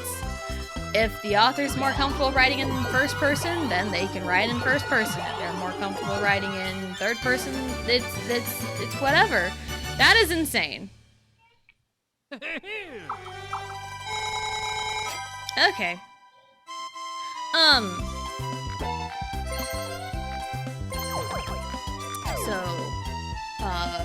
Yeah. I've also seen people, I think mainly a Twitter discourse, so again, take this with a grain of salt too, because Twitter discourse will forever be a cesspool. But anywho, there are some good things that come out of Twitter discourse, don't get me wrong. But like, a lot of what I see is just needless arguing, because that's just the internet. So what I've seen people say about like, oh, first person is, if something's written in first person, it's meant to be a self-insert. The protag's supposed to be, oh, the reader reading it. It's supposed to be, you know, the self-insert or whatever. And it's like, no. No, because then you would have a very bland protagonist that anyone can insert their own personality to. And those don't make for good protagonists. They just don't. Like, I want my protags to have personality. I want my protags to have flaws. I want reasons to root for them, to be like, come on, man. You know, I want reasons to cheer for them. I want reasons to root for them to do better. Give me reasons. The Peach, are you fucking serious? Oh, dang it, I goofed. Damn it.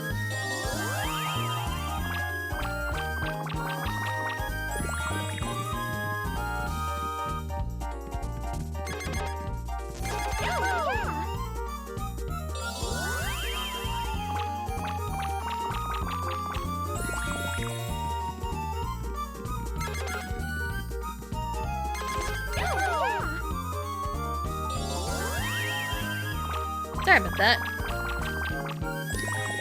Anytime I have to, like, just randomly mute for any reason, I have to kill kids. Finish! Brought that one back. So yeah, like, I've seen people say on the internet, it's like, oh, first person is just meant to be self-insert. If it's not in first person, it's bad. And it's like, no. And it's like, oh, if it's in first person, it's automatically supposed to be a self-insert. It's like, no. Like, what are we doing here? So, it's just a wild ride sometimes with the internet, and especially Twitter. Again, not every Twitter thread I see is full of just blatant hate and stupidity. I do see some, like, interesting information at times. But there are a lot of cases where it's just, I have to, like, groan at stuff I see. And it's like, oh, really? Why are we stupid? I constantly ask myself that all the time. Like, why are we being stupid? And I know the button for like, oh, not interested in this tweet exists. But, like, I still see a lot of stuff on my feed after hitting, hey, I'm not interested in stuff like this. It keeps giving it to me, and it's like, I don't want this anymore. Speaking of, like, not wanting things anymore, oh shit, an ad break's going on. Oh, hold on to my thought for a moment. Stretch. Ugh. Oh, man, I needed that stretch. There's a thought I've been holding on to, but I'm also kind of stuck on what to do for it. So, and it has to do a lot with, like, my alerts. That's kind of what my thought is right now. So I'll give a rundown after the ads are over.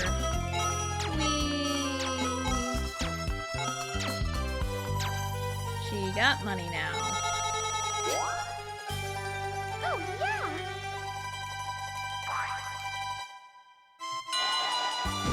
Okay, so, we should be back from ads. So, the thing that that's been on my mind for a fair bit, and I haven't really talked much about it recently because there really isn't nothing to talk about because I don't know much about it right now.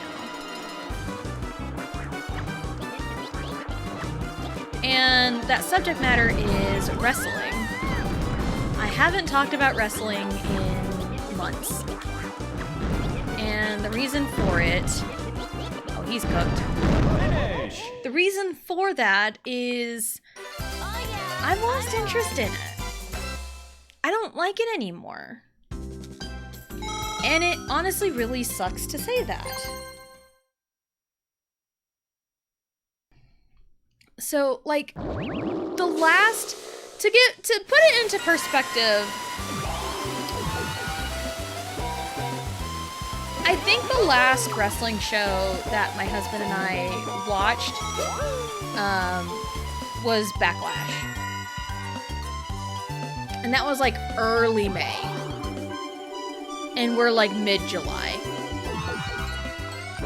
We did not watch any Saturday Night's Main Events. We haven't watched Night of Champions. Like, Saturday Night's Main Event is on my birthday. This Saturday, and I have literally zero interest in it. I see stuff on Twitter. That's really how I keep up with it. Because we haven't watched a Raw or SmackDown or NXT since, like, Mania. Really?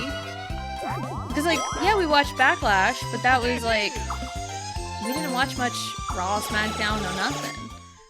We haven't really watched much. Yeah, we haven't really watched much of it. And the stuff I'm seeing, I shake my head. And it's like, this is kind of stupid. Why are we...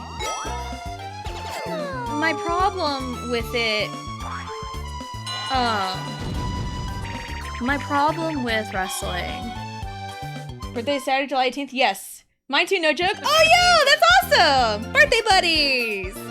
Hooray! Oh, I love that. That's awesome. Happy birthday. Happy early birthday. Whoa. To kind of go back, wrestling. But yeah, it's like, you know, wrestling used to be fun and used to have like really good storytelling. And I watch mostly WWE, but I've kind of, I feel this way about like everything, and I've seen people express their opinions for everything. We are uncoordinated. Finish.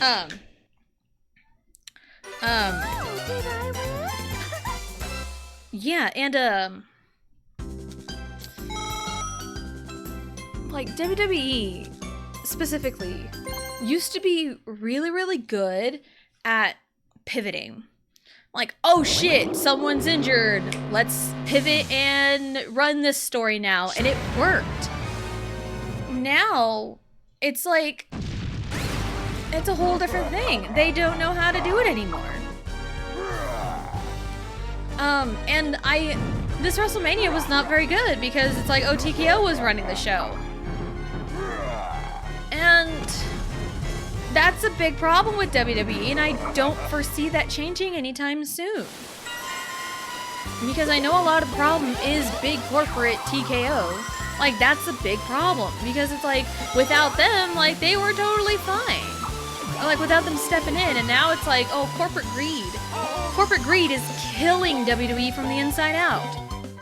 And as a former avid fan, it breaks my heart to see that because we see the corporate greed written all over the place.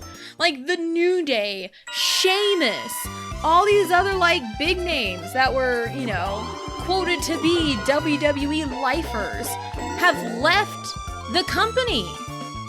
They have left because they were approached with taking like a significant pay cut after they had just signed big deals. And it's like, it's ridiculous. And it's like, yeah, know your worth. 100% a lesson in knowing your worth. Some people are okay with it, others are not. And, you know, it's, you know, person to person. You know? And just seeing all these talents go, all the releases, Kairi Sane. I think the biggest reason we watched Backlash was Io and Asuka. Honestly. Because my heart still breaks over releasing Kairi when she was a pivotal part to the story. And the reason why I loved wrestling was the storytelling. The storytelling is what got me. And it, like, yeah, there's like the wrestling and the cool moves. Like, yeah, that's really cool, but it's the story. The way you get invested into these characters, these wrestlers. That's what pulls me in. But without that, it's just a big blob of nothing. Because without all of that, the audience is being treated like they're idiots. And I cannot stand that more than anything else. Just in general, I cannot stand being treated like an idiot. There are times where I don't know things and am not aware of things.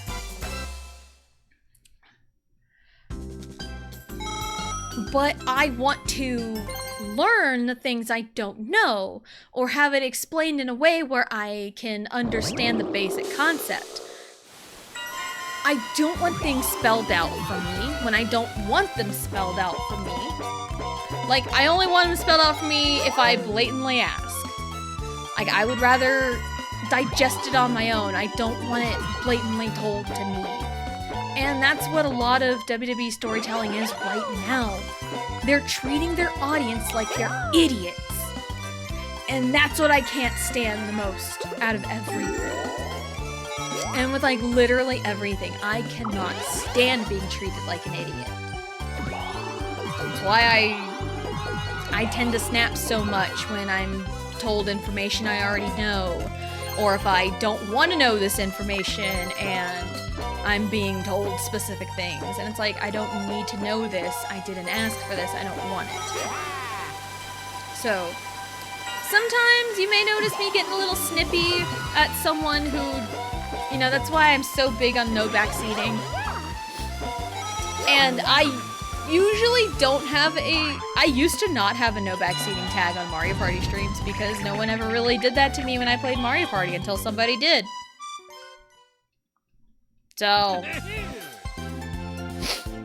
but yeah, in terms of like media consumption and just day-to-day life, person to person, the one thing I cannot stand the most is being treated like an idiot. And again, there's things I don't know. There's things I don't know. I don't know everything. Go! I'm willing to learn and hear you, like, explain things and make sure I do understand. But you gotta make sure that I want and or need the explanation.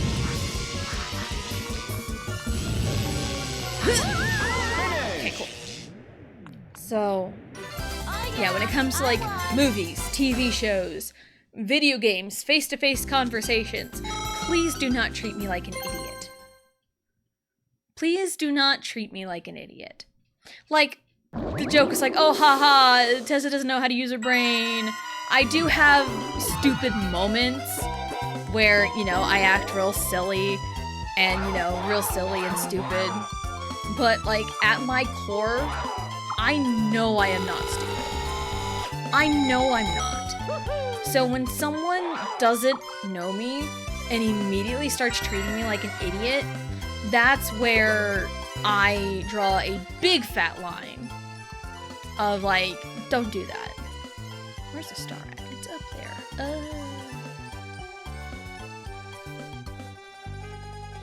So, yeah, and with the WWE current storytelling, they are treating everyone like an idiot.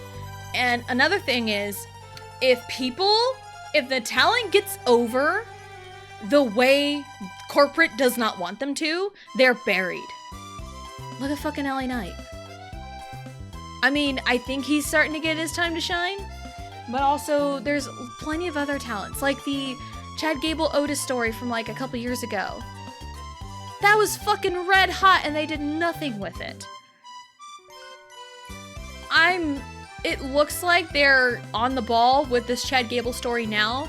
Like, some of the best, I feel like the last wrestling thing me and my husband watched was that big AAA show where the El Grande Americanos had the Mask v Mask. That was a damn good match, by the way. And Chad Gable got unmasked as the original El Grande Americano and had a big character growth moment. And, you know, hopefully it has the payoff at SummerSlam, because I think I saw he has a match against Penta for the IC title. So, you know, like, I hope for it. I just have no interest in watching it right now. 1, 2, 3, 4, 5, 6, 7, 8, 9, 10, 11, 12, 13, 14, 15, 16, 17. I don't know what that is. 18, 19, 20, 22. I don't know what that is, though. I'll let Peach be a guinea pig. Or Luigi, whoever probably first.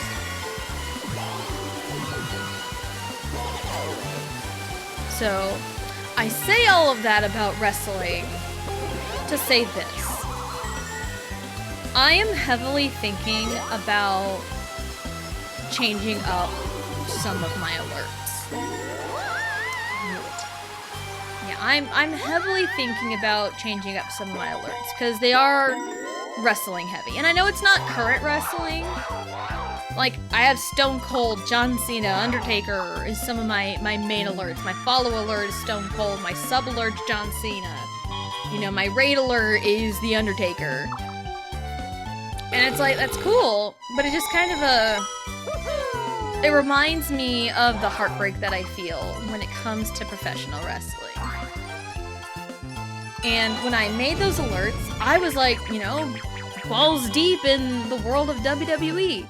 You know, I was super involved. I watched it all the time, every week. Watched all the shows.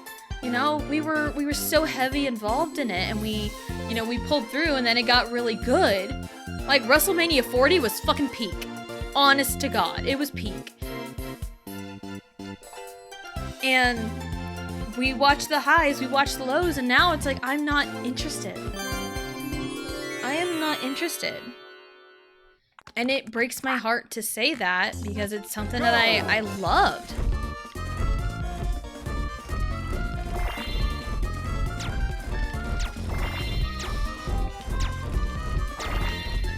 Finish. There we go.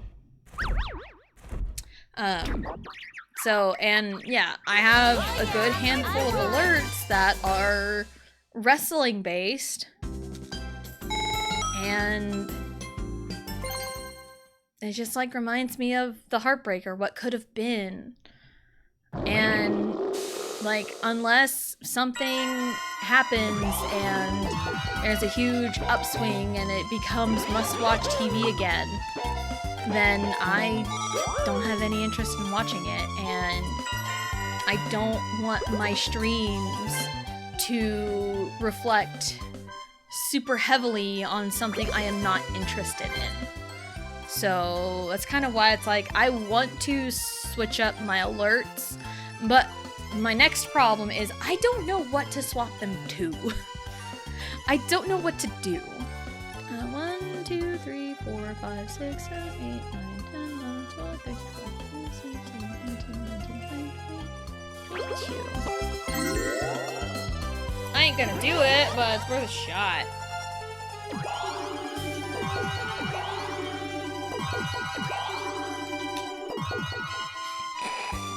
I would have laughed so hard. I would have laughed so hard. Ooh. I kind of value this, honestly.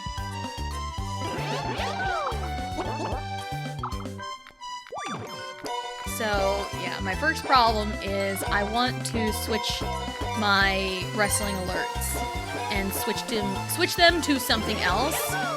But I don't know what the something else I want to switch them to is. So there's my conundrum.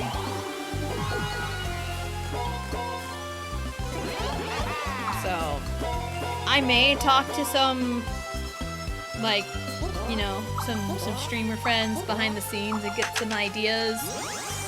But like, I don't know, man. I don't know.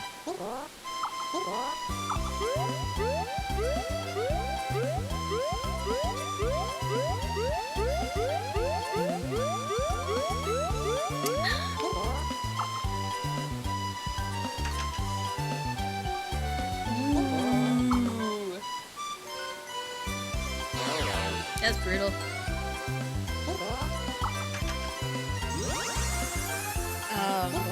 So yeah, there's my little vent there.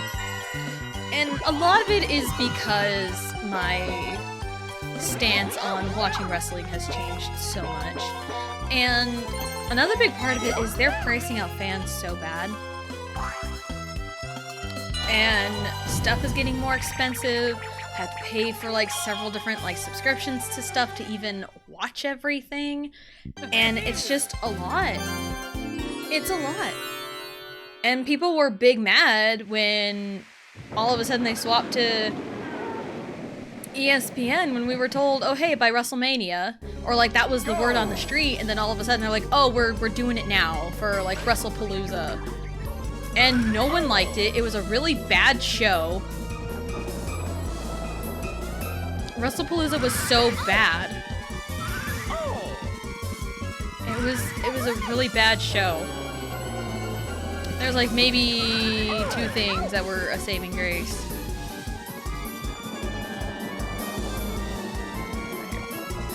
Finish! I beat her. Nice.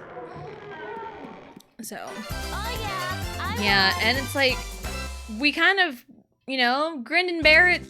Grin and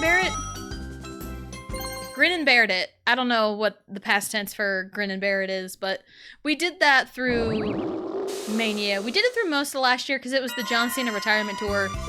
And like, there were really cool moments that we got after the heel turn with John Cena. But I've heard that John Cena had a lot of, his schedule was fairly open throughout a lot of the year. But corporate was like, no, you're only gonna show up this many times, and you're gonna do this, and this. And it was just so mean. 1, 2, 3, 4, 5, 6, 7, 8, 9, 10. I would honestly not risk passing by or landing on Luigi's pink boots. That's what that is over there.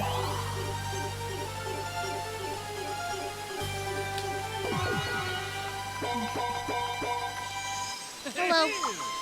Yes, please. Thank you. So, yeah. And it's like, I got, you know, wrestling shirts for Christmas.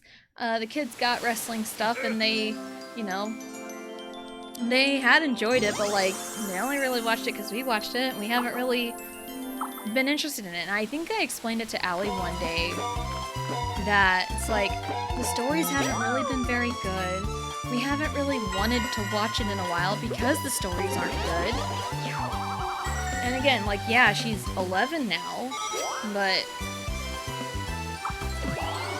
a good storyteller should not treat its audience like they're idiots. And again, that's my big thing. It's my big gripe with a lot of different things. It's like, don't treat me like an idiot. Like, again, like I, you know, an aspiring writer, you know, I write whatever I want to write. But like, the one thing I'm not going to do is treat the reader like they're an idiot and over-explain every little detail. Like, I'm not gonna do that. That's the problem with a lot of Netflix shows nowadays. Avatar: The Last Airbender live action is prime suspect right now for it. Because, they're doing a lot of things wrong. And again, it's treating the audience like they're idiots. It's the worst thing you can do. Apparently there's a scene in, I think, season 2, where they introduce Toph. For one, why can she see on sand? Again, this is from clips I have seen and other people talking about it.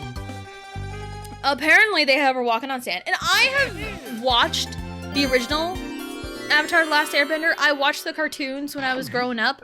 Never finished book 3. Never really watched it because I think I just kind of got older and just stopped watching cartoons in general. But I have watched books 1 and 2. So I know those fairly well. I know those like stories very well. And I loved Toph. Toph became my favorite very easily. because a lot of it is like she never let her disability hinder her. She never let her blindness hinder her, and that's so cool. And the way she uses earthbending to see, you know, like the way she does it, it's really cool and really innovative. So like Toph became one of my favorites, so of course I'm gonna pay attention to Toph. Toph's cool.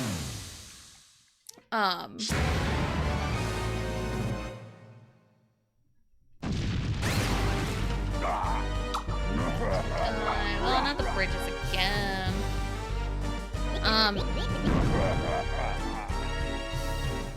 So, but yeah, the thing with Toph is like they have her on sand.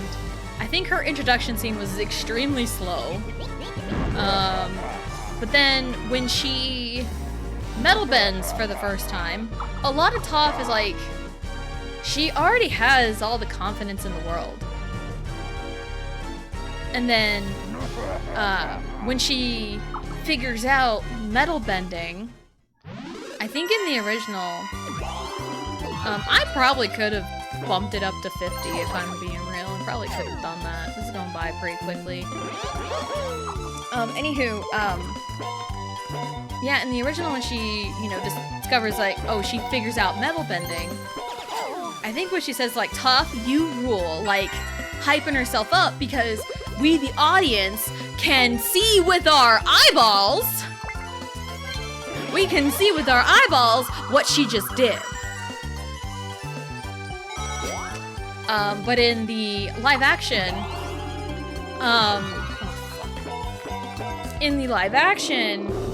I think her literal words were, after she breaks open the container she was in, and like her mom is there for whatever reason, and I think they just like needed someone for her to speak this line to. Again, it's stupid, but she says, I'm Toph Beifong, and I invented metal bending, immediately after she does it. And it's like, that's so redundant. It's extremely redundant. That is treating your audience like an idiot. But like Netflix has like a special contract for their shows or whatever that they have to explain exactly what they're saying because a lot of their viewers are on their phones. And then it's like, yeah, there's, you know, a problem with people being on their phones, whatever. But also, if your show was compelling, they wouldn't be on their phones in the first place. So, yeah, if you wrote a fucking good show, then they wouldn't need to be on their damn phones. They will just be encapsulated by the damn show, by what they're seeing with their eyes. And also, it's like, yeah, you're trying to be like, oh, they're not paying attention, so we have to explain everything going on in the scene with our words. But also, you really think people on their phones are going to be, like, listening? Like, come on. And it's like, I'm guilty of it sometimes. There's times where I will look, and a lot of the time, if I get on my phone during a show, it's usually to look something up. And, like, there are times where I miss information, but, like, you know, we'll back it up and watch it. Because, like, a lot of, like, the time we're watching One Piece, like, we're constantly, like, looking stuff up. And a lot of it's, like, oh, curiosity, you know? And sometimes it's, like, during a lull in kind of the scene. Because, like, One Piece does have a pacing problem. There are a lot of lulls in the show, but, you know, that's, like, I look up stuff. Go! But, like, if I'm invested in a show, I'm gonna get invested, damn it. I don't need the show treating me like I'm an idiot. Like, I don't need that. And it bugs me so bad.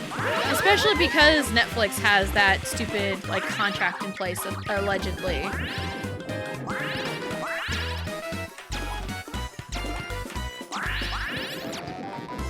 Finish! Yeah, so it's just, it drives me crazy that Oh yeah, I won. modern shows are like that because, oh, they're trying to combat everyone being on their phones, but instead of actually getting to the root of the problem, which is the shows are bad, that's why they're on their phones, to like, oh, we have to cater to them. And it hurts the ones that genuinely want to watch the show to watch the show. You know? It's like when everyone caters to a small group of people, then you're leaving the majority out of it. Ooh, that's interesting. Stars are 10 coins now. That's awesome. So, and it's like, and there's a tweet I saw the other day. It's like, you know, they quote the "kill yourself" is so overrated to say to someone. Quote, I hope your favorite group switches genres and that goes viral and they change their entire discography, you know. It's like, oh my god, that's a much worse scenario to deal with. Because, like, I don't want my favorite group to suddenly swap genres and have it go viral and then to stick with that kind of music. I don't want that at all! It happens a fuck ton! But also, it's like, that's why songs are so short, because, like, oh, TikTok, they want everything to go viral on TikTok, have all the TikTok plays, and, you know, they're catering to TikTok, but, like, not everyone wants to have the TikTokification of music. Not everyone wants that. So, but also, a lot of people attest the downfall of K-pop to HYBE, which I can definitely agree. I have noticed the trends. Because a lot of HYBE groups, kind of, fall into that trap. Because it's like they're trying to chase the viral moment, but like they don't have that longevity. So, a lot of people still talk about 2nd gen, 3rd gen, you know, like early 4th gen songs. You know, like there's songs that go, you know, viral. But then, uh-oh, what is this? Not getting that, but it's fine. You know, there's songs that go viral, but also it's like, you want that timelessness. You don't want your songs to be dated, you want people to listen to your songs and everything. I'd rather have the longevity than a short viral moment, and that's another trap that WWE has fallen into the last several years, honestly. All they have been doing was just chasing viral moments. They had the one moment, I think in 2023, where Ricochet and Logan Paul had that collision at the Royal Rumble. That went like mega viral. It was a cool moment. You don't hear me praising Logan Paul very much, but that was a really cool moment from the both of them. But like ever since then, they just keep chasing the moments and not the overall storytelling. And it's like, if I'm in it for the story and other people are in it for the viral moments, and they're catering to the viral moments, and the ones that are in it for storytelling get left behind. And that's where it feels like they're treating me like an idiot. And I don't want to be treated like an idiot. I want to be treated like I'm consuming a really good story. I don't want to be an idiot. I'm alive! Congratulations, Blue, you're alive. You have any birthday plans? Do you want to play games with us? I mean, I would love to play games. I don't really have any plans for my birthday. I know I have to go grocery shopping at some point. I'm thinking I may have to go Friday, because I don't want to do anything on the day of my birthday. I grew up and kicked in, Switch died, so back at my desk I am. Switch died? That's rough. I know you were playing Pokopia? How's Pokopia? What do you want to play? I'll tell everyone. I don't know. That's the thing. I don't know. Last year we did, what, Gartic Phone? We did Gartic Phone last year for my birthday, and Tiny Tesla was born. That was really fun.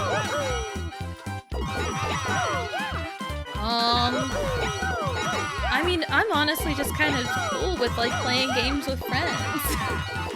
That's always really fun. What? Why am I not getting a single? Oh my god. We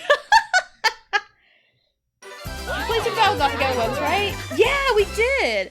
And I want to say I had to like GTFO so quick because I had to pick up Ellie from her after school program. And I was like running real late and she had to call me. But it's summertime, so I don't have to worry about that. That would be fun. Super Battle Golf would be fun.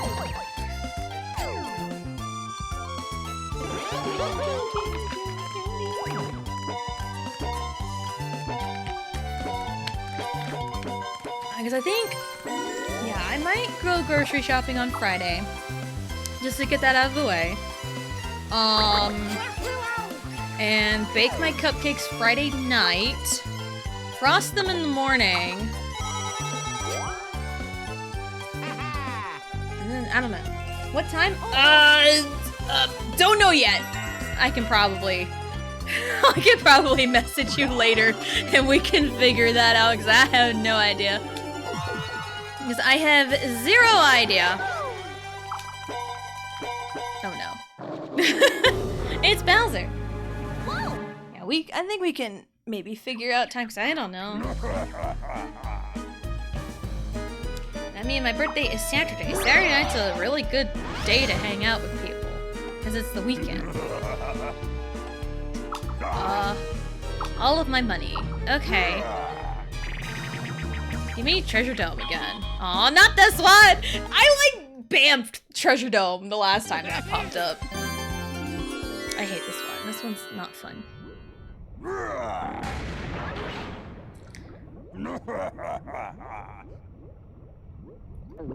Yeah, but also, everyone's been playing games with everyone when I'm like really busy. Go! Ah! No! Damn it.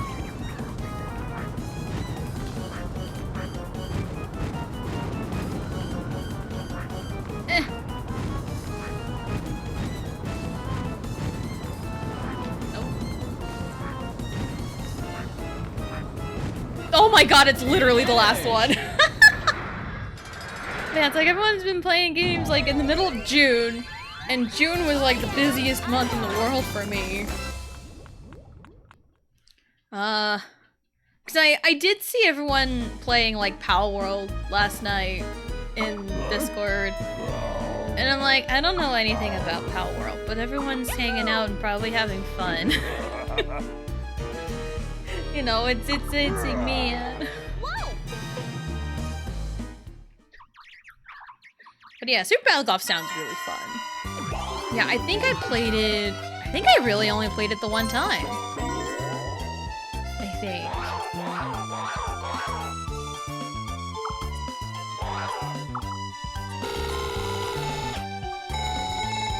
Oh well.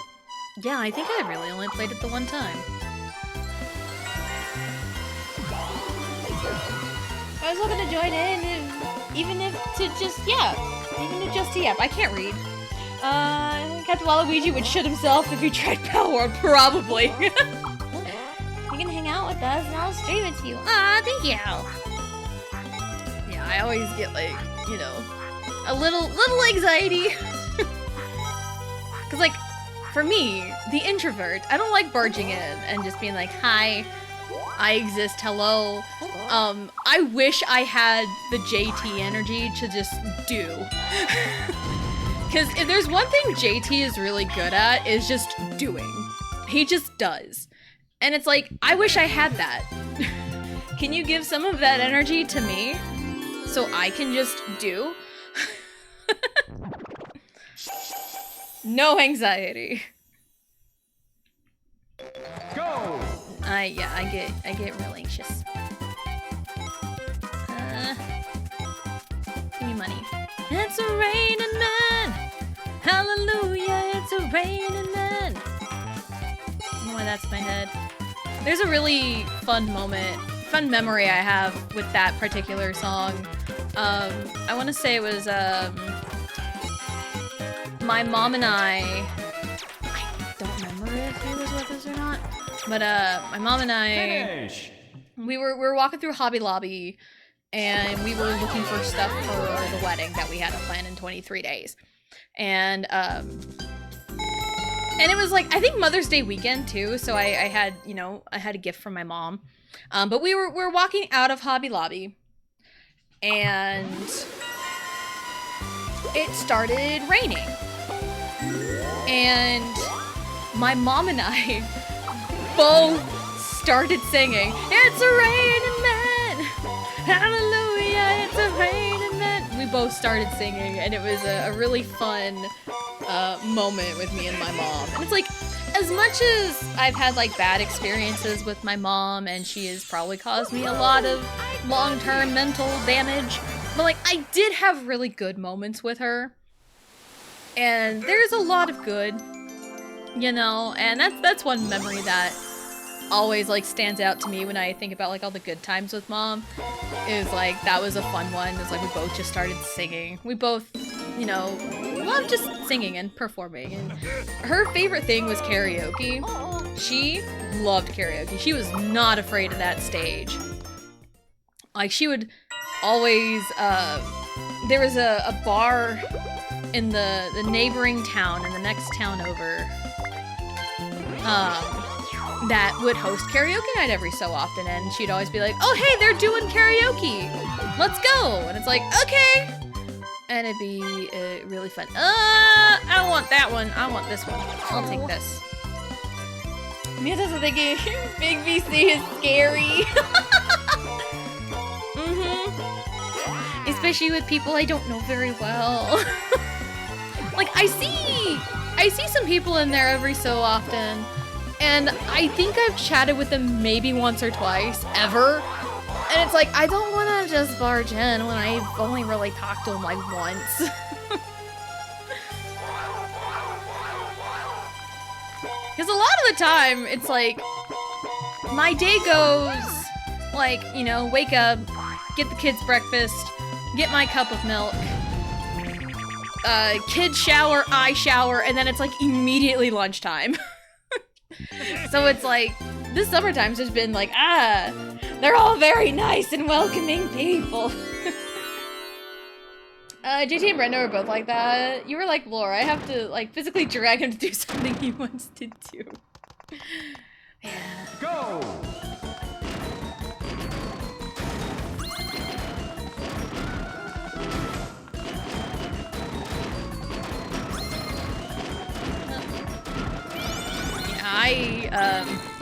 Yeah, I'm just like really like that with like people I don't know. Come on.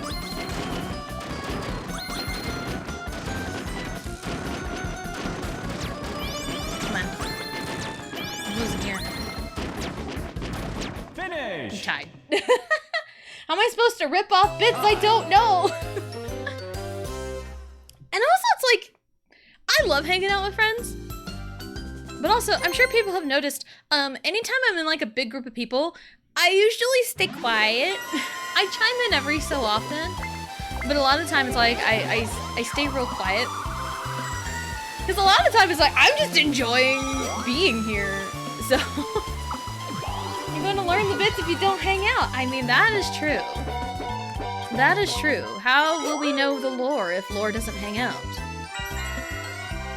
See what I did there? I made the pun. I'm still extremely proud of that joke I made yesterday. I'm like super duper proud of that joke. I want to go back and clip it, honestly. It was by hiding in a corner. Yeah, it was cause we got Monoko in the party in Clair Obscur yesterday. And he's essentially like the blue mage. I'm not gonna like do spoilery things, but I'll just mention the way he gets the power abilities is he collects the feet of the Nevrons he kills. And there was a battle that I had, and I defeated 2 enemies, and I got 2 feet, 2 Nevron feet. And it's like, we got feet. And then it's like, I guess you could say we defeated them. I'm so proud of that joke. I'm so proud of it. I'm so dumb, but like, I'm so proud of that joke. All my friends are like action figures. I'm trying to make them all kiss, hang out. Trying to make them all kiss. Red, hang out. I think I mentioned this to Blue one day because I was writing and it was like I wrote like a sparring session and it just flows so well. Any kind of like action combat type things, it flows so well when I write it. And I'm like, man, I just want to throw hands. And like I remember talking to Blue one time and she's like, I just want to make people kiss. Like, can we just get to the kissing? Luigi! Oh, we're on opposite sides. Okay, never mind. Oops. Ow. It's fine. We're fine. Finish. Anyway, she's like, I just want to make people kiss. And I'm like, I just want to throw hands. Let me throw hands. Yes, kissing, no fighting. Go home and have work to do? Ew. It was right. Ew. Like, can we not? I think she has more coins than me, so I need to get more bonus stars. I may lose this, which is totally fine. I just want to Warframe Palworld Pocopia Xenoblade. Ah yes, my favorite game is Warframe Palworld Pocopia Xenoblade. And honestly, if I'm being real, I really want to get back to Clair Obscur because I'm really enjoying it. I want to play Palworld. Yeah, I really want to get back to Clair Obscur. Oh, I have more coins than her. Oh yeah, that's right. She swapped. Clair Obscur Curse is taking Tesla. I really want to play it. But I'm also almost done with Pokemon. I got all the gym badges and now I need to like grind my levels and get to Victory Road and Elite Four and everything. So we're almost done with Pokemon. Part of me almost wants to just replace Pokemon with more Clair Obscur. Part of me really wants to just do that. So, because I think I'm out of most of the most of the major game crashes. I think I'm out of that. Because I think if I boot up the PS5 in safe mode, and clear the cache before playing the game, I think I'm okay. If Peach gets this star, she wins. It is not her, it is Luigi. I think I won! Because I think I saw I had more coins than she did. I need to show everyone my new friend! Friendship! Finish Xenoblade, and then I think I need to play, because my friends have been waiting patiently. And there is our question of the day. What's an anime location that would make a good vacation spot? Because I made the joke of Water 7. Because Water 7 in One Piece is essentially just Venice. And which is essentially where Grand Canal is. I did it. If Peach didn't get her coin swapped by Luigi at the end, she would have won. Crazy how all that works. What happens if I overlap you and start Future Redeem before you? Or do you mean all of Xenoblade? Yeah, all of Xenoblade. Okay, I can work with that. Yeah. This is a really good question of the day. I gotta think about it. Yeah, I mean, there's lots of locations in One Piece. Yeah, I had that. Not had that. I was the second most? That's crazy. I'm never the second most in anything. But yeah, like, Water 7 looks real fun in One Piece. I would also say Sabaody Archipelago, pre-time skip. Because post-time skip, there's a bunch of bad pirates there. I'm trying to think. I don't really know if there's like a fairy tale location that I would want to vacation to.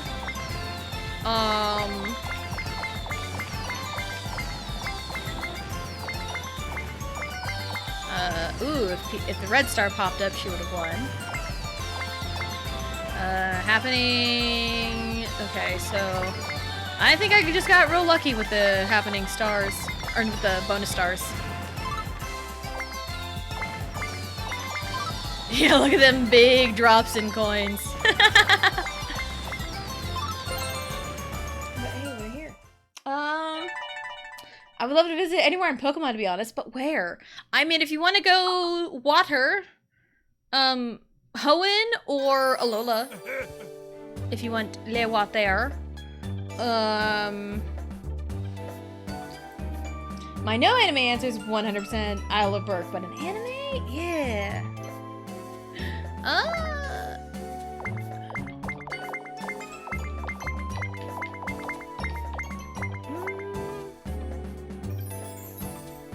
Yeah, it is a tough one. Yeah, because I think there's a handful of locations that I would love to go to in like One Piece. Oh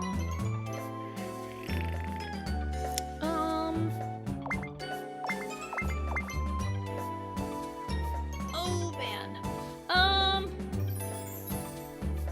Just trying to think of any anime I've watched.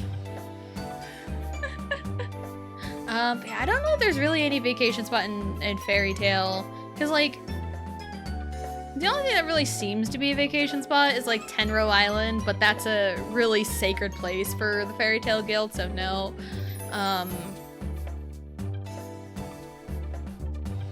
Suddenly I can't name a single anime. I know, when you're put on the spot like that, it's like, what anime? What is an anime? What the anime doing? We can pop in the minigame, maybe, and do something. But yeah, I only really thought of that because, like, oh hey, I could make a Water 7 joke, because Water 7 is essentially Venice. Venice, Italy, which is essentially Grand Canal. Let's party. Let's go.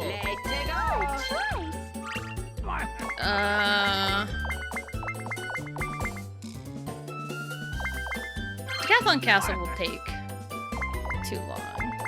No, actually.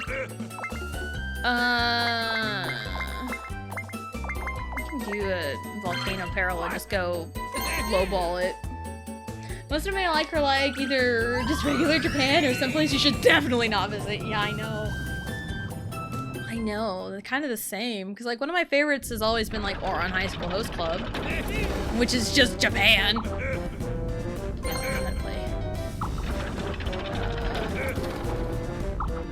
We'll do 3. 4-player. Beyblade, the last blue eyes bender. But also, if we go to, I think it's like Magnolia? I don't remember where the... Like, if we go to where Fairy Tail is, that guild destroys everything. That'd be fun, so... Yeah, it's like when you're put on the spot, it's like, oh god, what anime have I watched? Go! Nope. Also, this is an inside thought that, may become an outside thought in 2 seconds.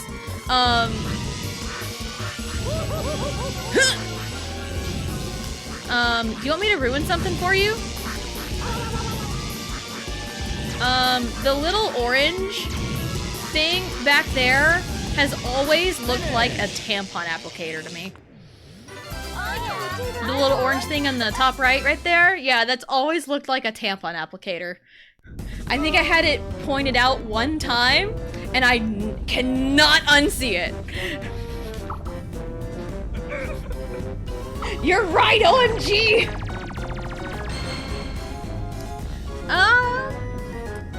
In Demon Slayer, there's a filler arc where Tanjiro goes to a secret hot spring village that has super amazing water. I would like a place like that, assuming I'm safe from demons. Yes.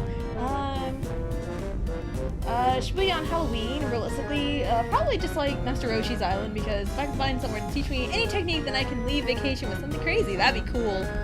That's so cool. Jokes at you, I'm a stupid man, so I don't get it. I mean, the power of Google is at your disposal, but I ain't gonna explain that one to you, but yeah, I always thought that looked like a tampon applicator. Like, someone had pointed it, I watched a video and someone pointed it out, and like, you know what? That's absolutely correct. But, like, I have definitely seen tampons, of course, right? But I'll let you know, I am not a tampon girly. Granted, I have not had a period in years, so can't really give out too much information, but like, yeah, I haven't had a period in years. What is this way? Got it. We're fine. Finish. Laura doesn't know what a tampon is. Oh yeah, I won. Don't worry, it's okay. I mean, honestly, it's really important for everyone to know. I stopped wearing tampons and I found out all of them have toxic amounts of arsenic and lead in them. Yep. That's what leads to... Isn't that what leads to toxic shock syndrome?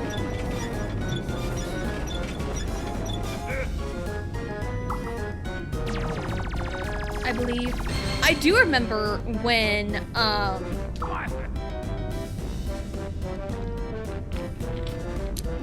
got real sick after having Riley, and they couldn't figure out what was wrong with me. That was one of the conclusions they came up with, was toxic shock syndrome, which in hindsight makes 0 sense, but it was probably the best they could come up with.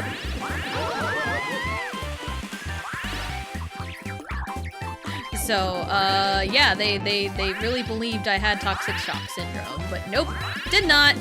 I just had preeclampsia. It was just preeclampsia that went undetected because all my signs looked normal. So, the theory is that tampons make our flow heavier via arsenic and lead, so we have to buy more tampons, which is really something. You know, I wouldn't put it past a big company to do that. And, again, for me personally, it's a personal preference thing. Pads, tampons, menstrual cups, whatever, you know.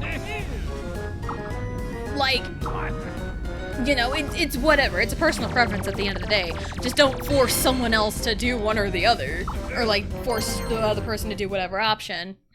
But, like, tampons do have their use because, like, a tampon or a menstrual cup, you can go swimming on your period. Go. I think I've only ever done that, like, one time. But, like, I was always too scared of tampons. I'm gonna be real. I was always too scared of tampons.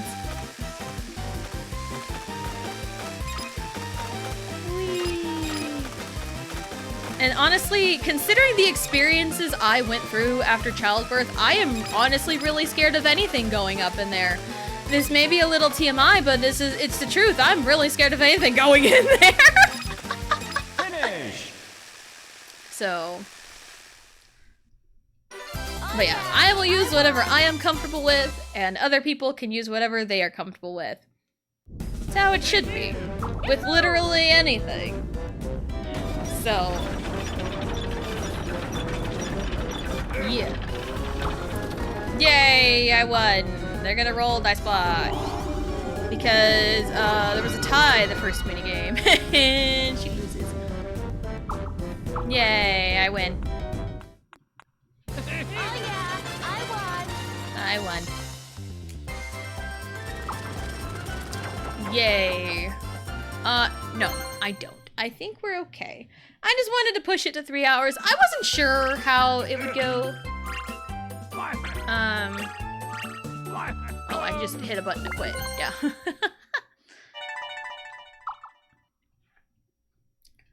So, yeah. Alright.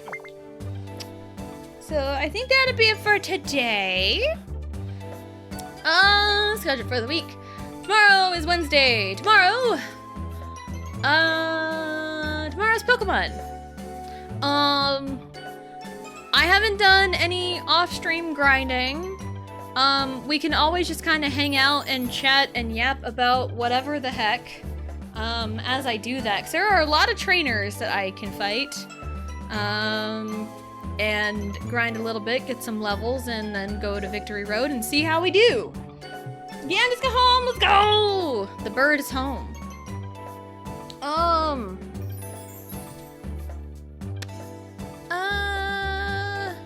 Yeah, we could probably just, like, yap about whatever the heck and, find our way to Victory Road and see how we do against the Elite Four. I think Lorelei is gonna be a big roadblock, but I think once we get by Lorelei, we'll be okay. because,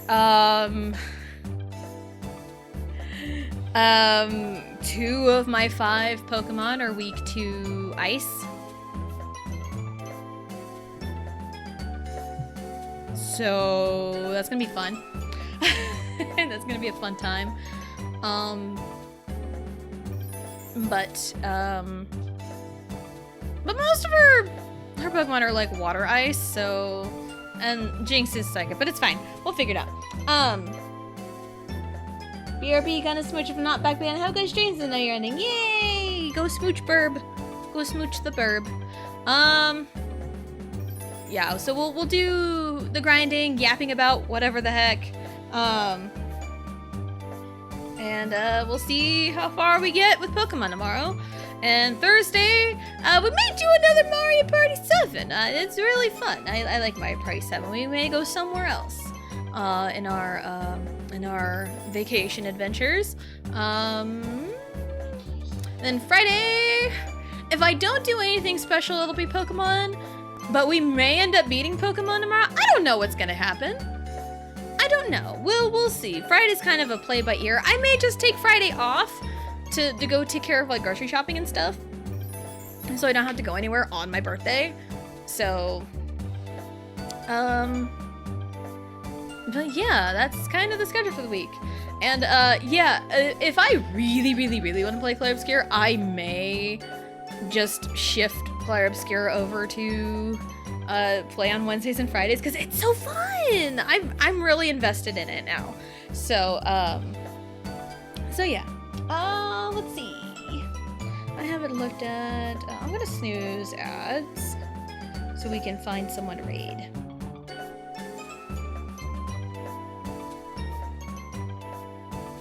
Let's see. Let's see.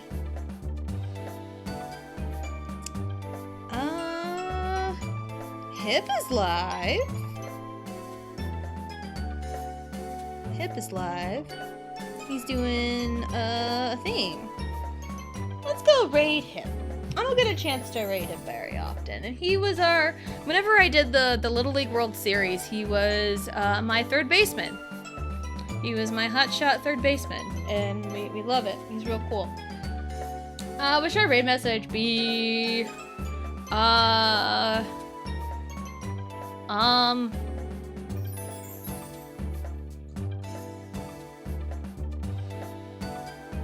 We'll just go very simple. We'll just go vacation, please. Have him take us on vacation. That'd be really fun. Vacation, please. If you are subbed to me, you can use my emotes. If you are not, you can use whatever emotes you want. This is how it is stylized. Okay, cool. Alright, we're gonna go raid Hip. So yeah, tomorrow, Pokemon. See how far we get. Thursday, more Mario Party, and Friday, Friday's just gonna be whatever. I may or may not stream. I don't know. We'll see how it goes. Tackle Hip. Yes, let's go tackle him. Make him take us on vacation. So yeah, that'll be it. Mondays are Clair Obscure, Tuesdays and Thursdays are Mario Party, and Wednesdays and Fridays are Pokemon Leaf Green. So thank you everyone for coming out and hanging out, and we will see you next time.